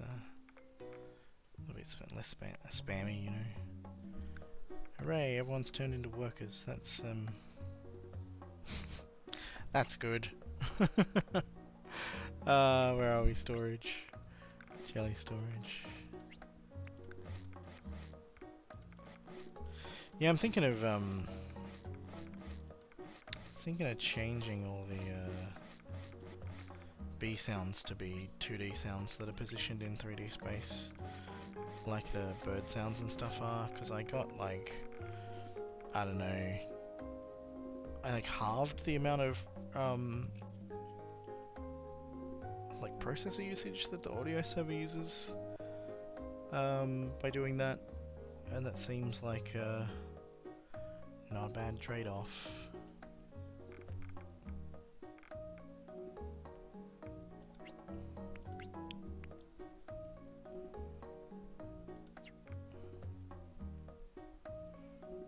Build some jelly storage up here as well, but we'll get that first first cluster upgraded, I guess.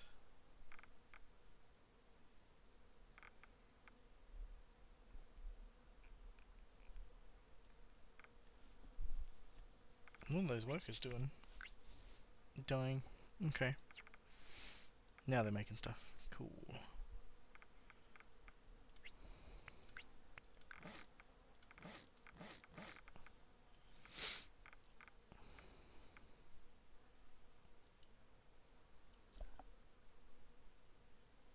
I heard crickets.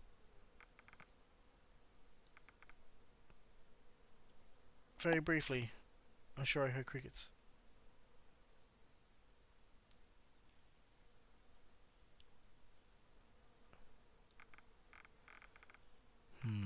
Let's see if they're playing. Da da da da. Oh no, these are all B sounds. Yeah. One of these. Yeah, so this one is the Hive sound thing, and it is playing. It's playing that buzzing that we can hear right now. And these ones are apparently playing. It doesn't show us what the live value of the bus is, but we can just print that. So update listener position. Yeah. In here. Yeah,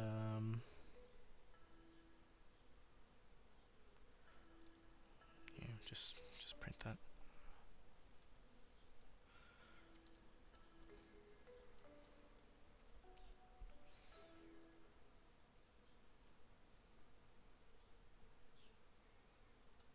Sweet. Now when I zoom in, yeah, that's too quiet. Why are you so quiet? That's so what does it think calculated volume is then? No, no, no, damn it, no.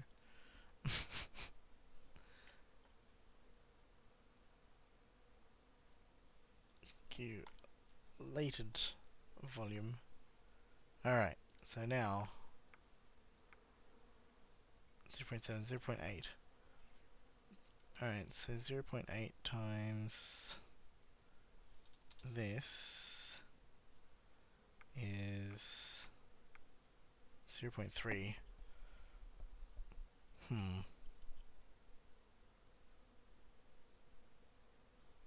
Yeah, so they're just too quiet. Which is odd, because I'm pretty sure they weren't too quiet before. Let's go into the menu and turn them up, see how that affects things.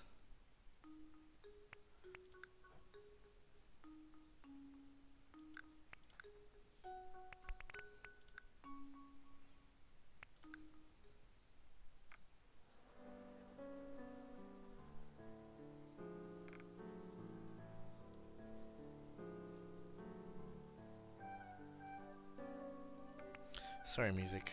Oh, I can't stop the music. Alright. Nobody can stop the music.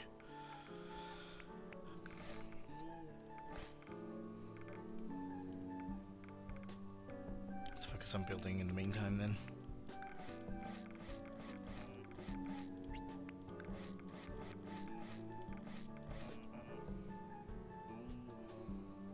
Oh, we're out of wax.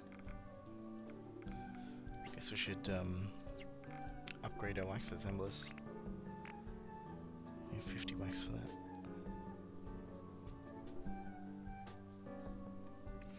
If there was an event, we hoped that off to take care of a single tile obstacle for you.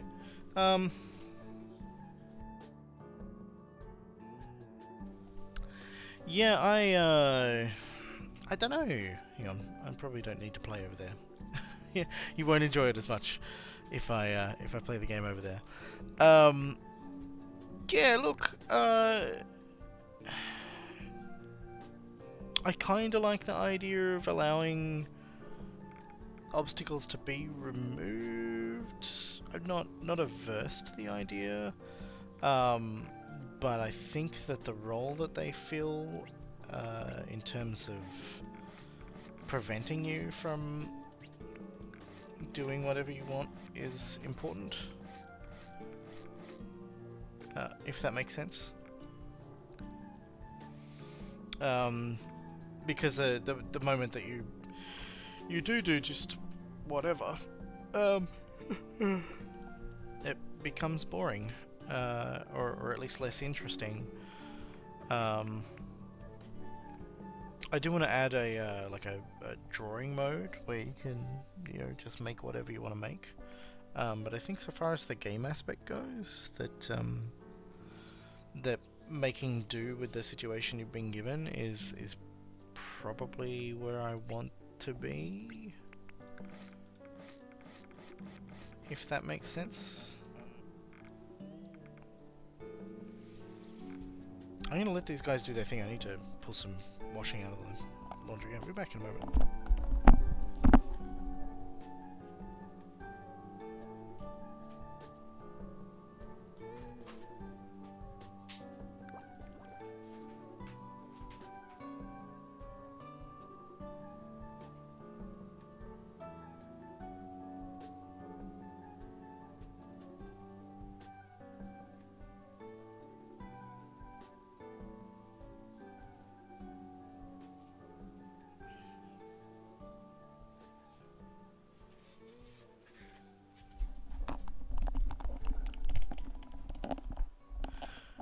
You're thinking of this idea of a one honeycomb tile option over many hours. Yeah, so would you give the player the ability to choose which one that is? Like, I don't know. And also, is at odds with some of the other conceptual things, like you're not. What am I saying here? You are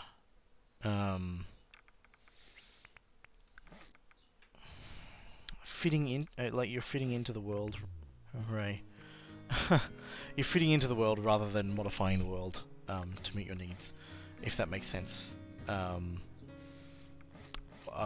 One of those approaches is ecologically responsible, and one of them is not. And I think that as a as a game developer, I kind of need to be conscious of what I'm saying and promoting. To an extent, you know, there are some aspects of colonialism that are presented in here that I'm not super comfortable with, and I think that would add to that.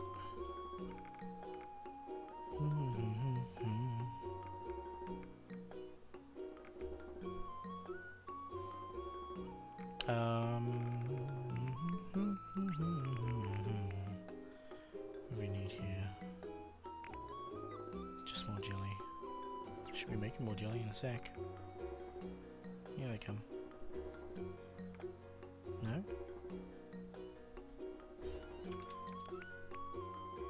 You're carrying jelly, so what does this tell us about?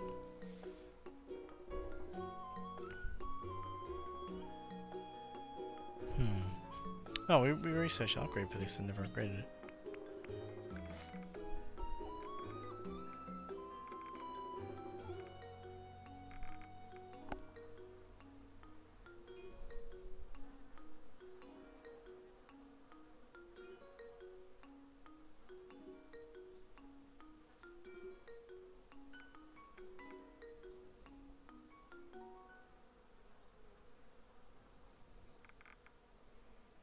So we can always put wax lowest.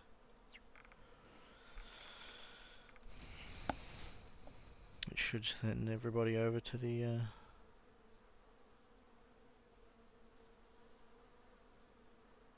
yeah, weird. This only seems like there's like, oh, I guess some shot over that way.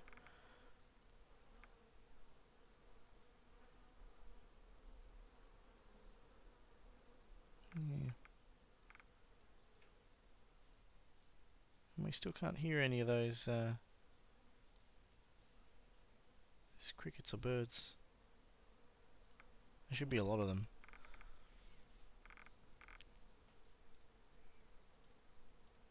This is they're all playing. Oh, the volume is minus 80 on them? Yeah, okay. That'll be why we can't hear them. Is it gonna be in player?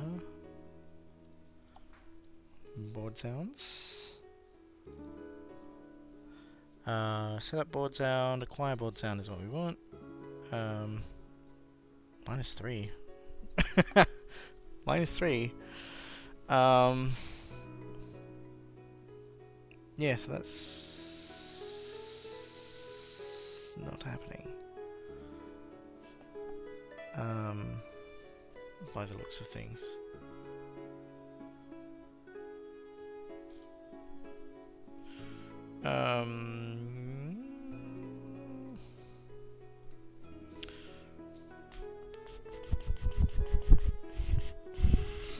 Yeah, so when we set them up, we set it to 0, so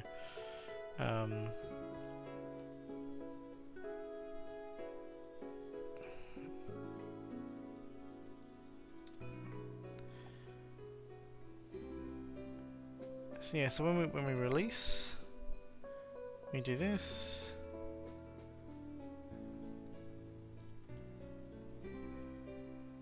How long does that take? It takes 1 second. You know what I think needs to happen? We need a delay of 1 second. Let's make it 1.1 seconds just so that it's definitely not overlapping. Alright, so this is my supposition. Oh. Huh.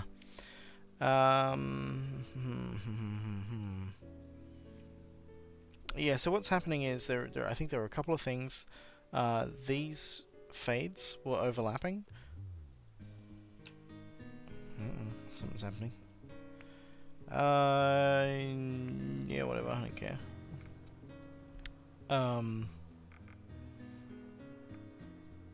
So when we release a bird sound, we set the volume to -80 over a period of 1 second, but then over a period of half a second we were setting it to 0, so it was this interpolation was lasting longer than this one, and just pushing it back to 0 immediately, or pushing the volume back to 0 immediately. But I have a supposition that this is also not going to work. What I think is going to happen is that yeah, so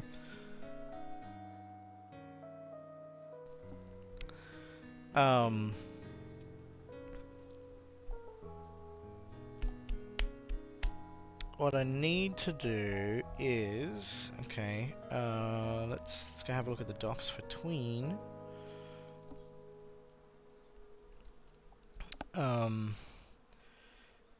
What I want to know is, like, if it has a particular binding.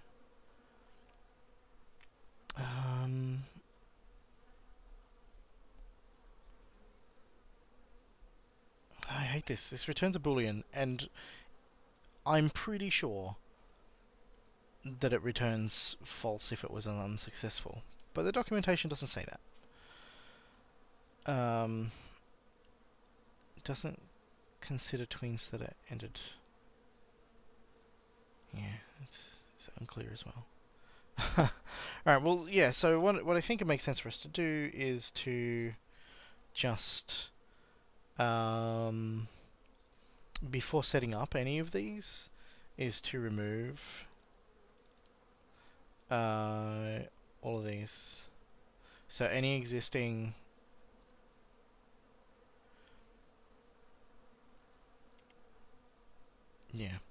so any existing tween that we have set up that's doing this, that's already messing with this, we will interrupt it and make sure it never happens. So that hopefully will fix that.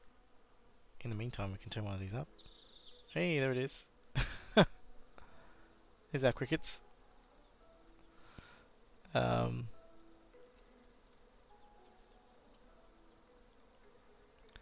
Alright.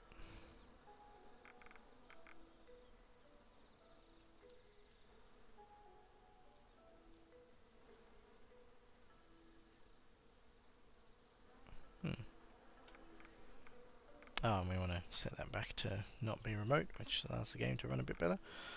392. Go us for catching a bug. Good work.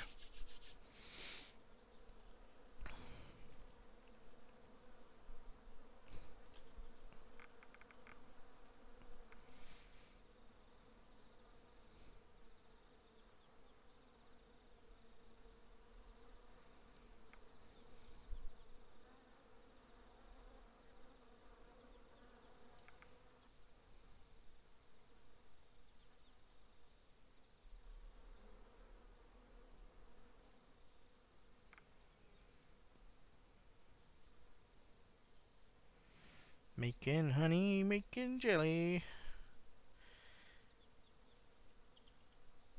Yeah. Now the others are,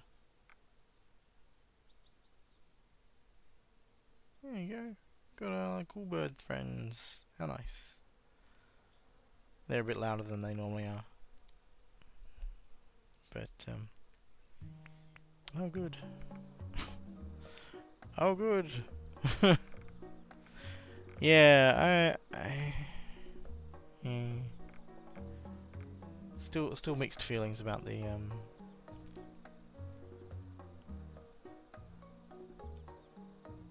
thing.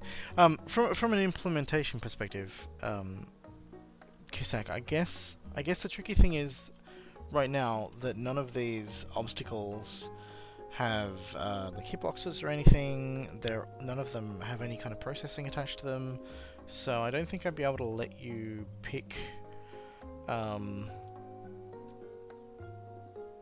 which one would be destroyed. And given how many they are, like having one at random, I feel like you wouldn't even notice it, right? Like, let's say it's this one that disappears, but I'm paying attention to this part of the hive. I'm not going to notice. And if something does, you know, end up what am I saying? Removing a piece that's like inside your hive. Like, I had a gap just there that I didn't know about. But the other thing that these obstacles are doing is they're creating small connections here, so that you know, if that connection gets broken, then you're more at risk of losing pieces of the hive. They'll decay and degrade like they are here. But I'll just restore them because I don't want to lose that. Yeah, removing these obstacles reduces the possibility of those disasters that smash your hive from having the kind of impact that I want them to have. I need to reshuffle this one so that it's not hanging over the edge of the thing here, because when this is lower, you can see the little branch through the thing. Yeah, I mean, it's awkward in the sense that it works against, or it would work against what the game is actively trying to do. There is the option to turn off obstacles altogether, as a startup option in the game when you start a new hive. Yeah, we're gonna do the research. Yeah, we'll do the research. Oh goodness, need more wax. Go, my builder friends. Research the things. Let's push researchers up a little higher.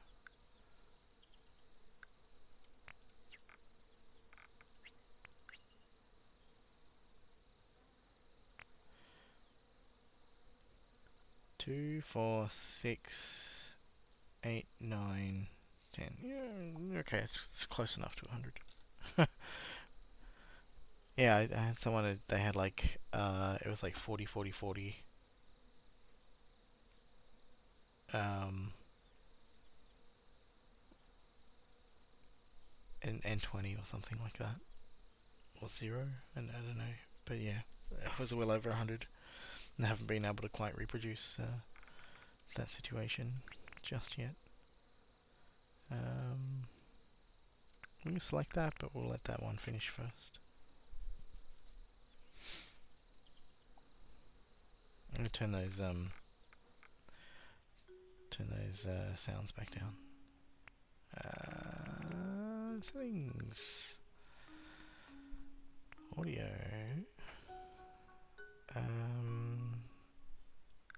It's 4 by default, I think.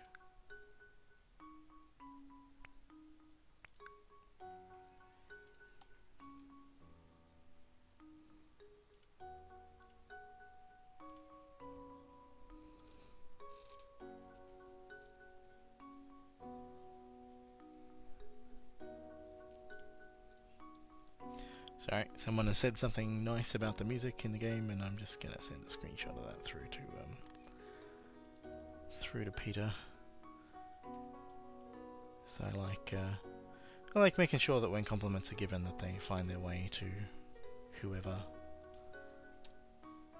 needs to, or yeah, whoever it's about. And I can just say thanks.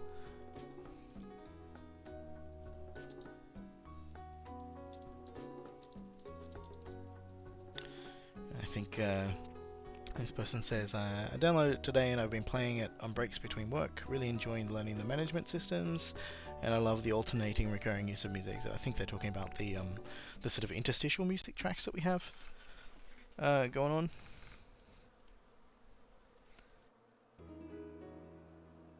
Excuse me.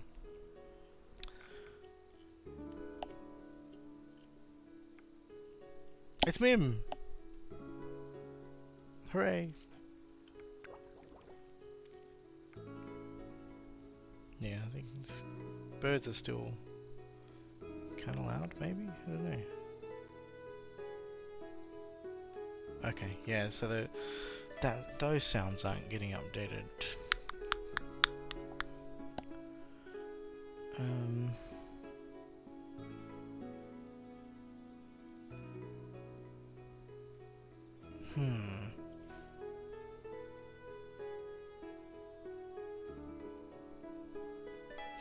I don't know. I guess I should leave it for now and worry about that later.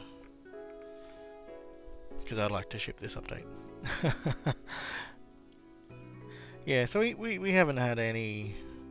We haven't upgraded our bee sitters yet. We haven't had any problems running it at 29. So it does feel a bit much. I've pulled it back down to 1.5, and yeah, we will hope that will be enough.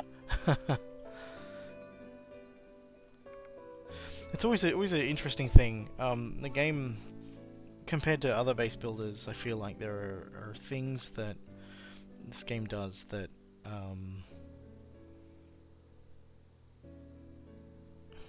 don't want to say necessarily are at odds, but do subvert a few expectations, or yeah, I guess work against conventions for these types of games. You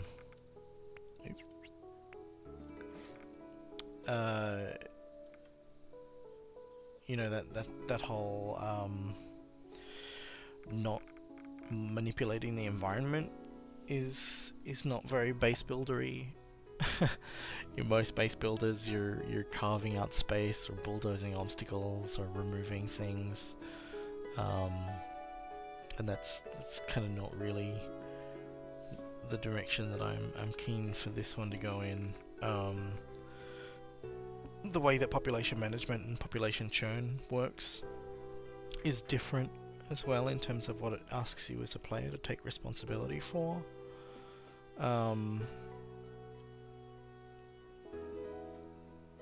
It also, I love this. So they upgraded honey refinery. We'll wait for some bees to come back. They're just taking a break. But the upgraded honey refinery automatically sticks stuff in the cells, right? Like, it doesn't. The bees don't have to put it in there on their own, so it just does its own thing. And that's kind of fun. The same can happen over here. Doink.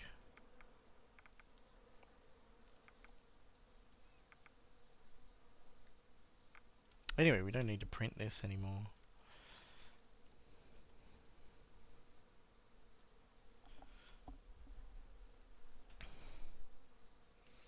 There was something else I was going to say about base builder conventions,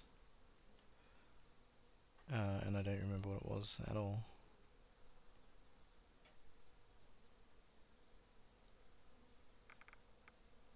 I'm very glad to have spotted and fixed that that wee bug. So production levels priority. Jelly's our top priority, so everyone come and do jelly. I think there might be some not great things with regards to how it's calculating who's at the thing, maybe? This is waiting for workers. Workers are... yeah, sure. Workers are doing their thing now, which is cool. And that's automatically done, now they're off to do something else. Okay, yeah, no, that's fine. So I think when I'm calculating whether or not a worker can visit a production facility, I'm just counting how many people are, or how many bees are at the cell, rather than how many bees are working at the cell. So if a defender is just going there, or some other bee is bumbling around and gets in the way, it can slow things down. So I think I want to tweak it so that that's not something that happens. See, they should be. I only got 20 workers.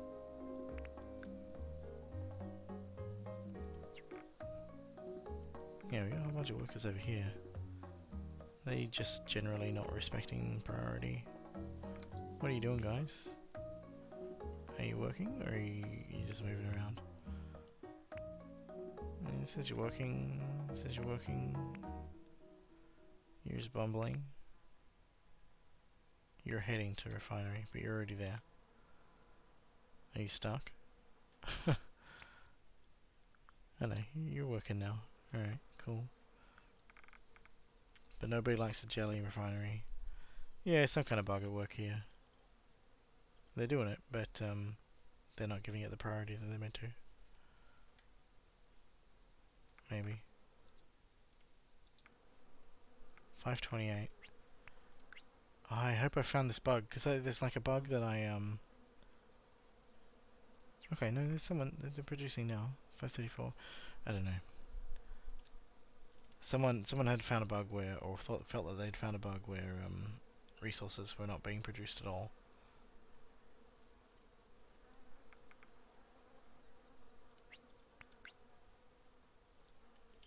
It's waiting for resources? That doesn't sound right. Can produce 16 jelly. Oh, because my reserves are so high. Let's turn the reserves down.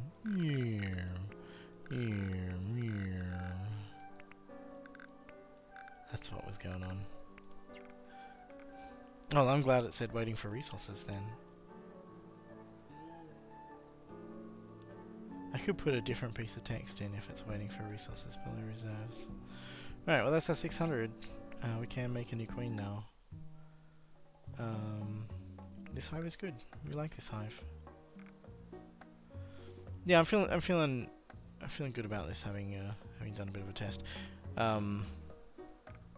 Yeah, I'll wrap this up and ship it after I put more washing out.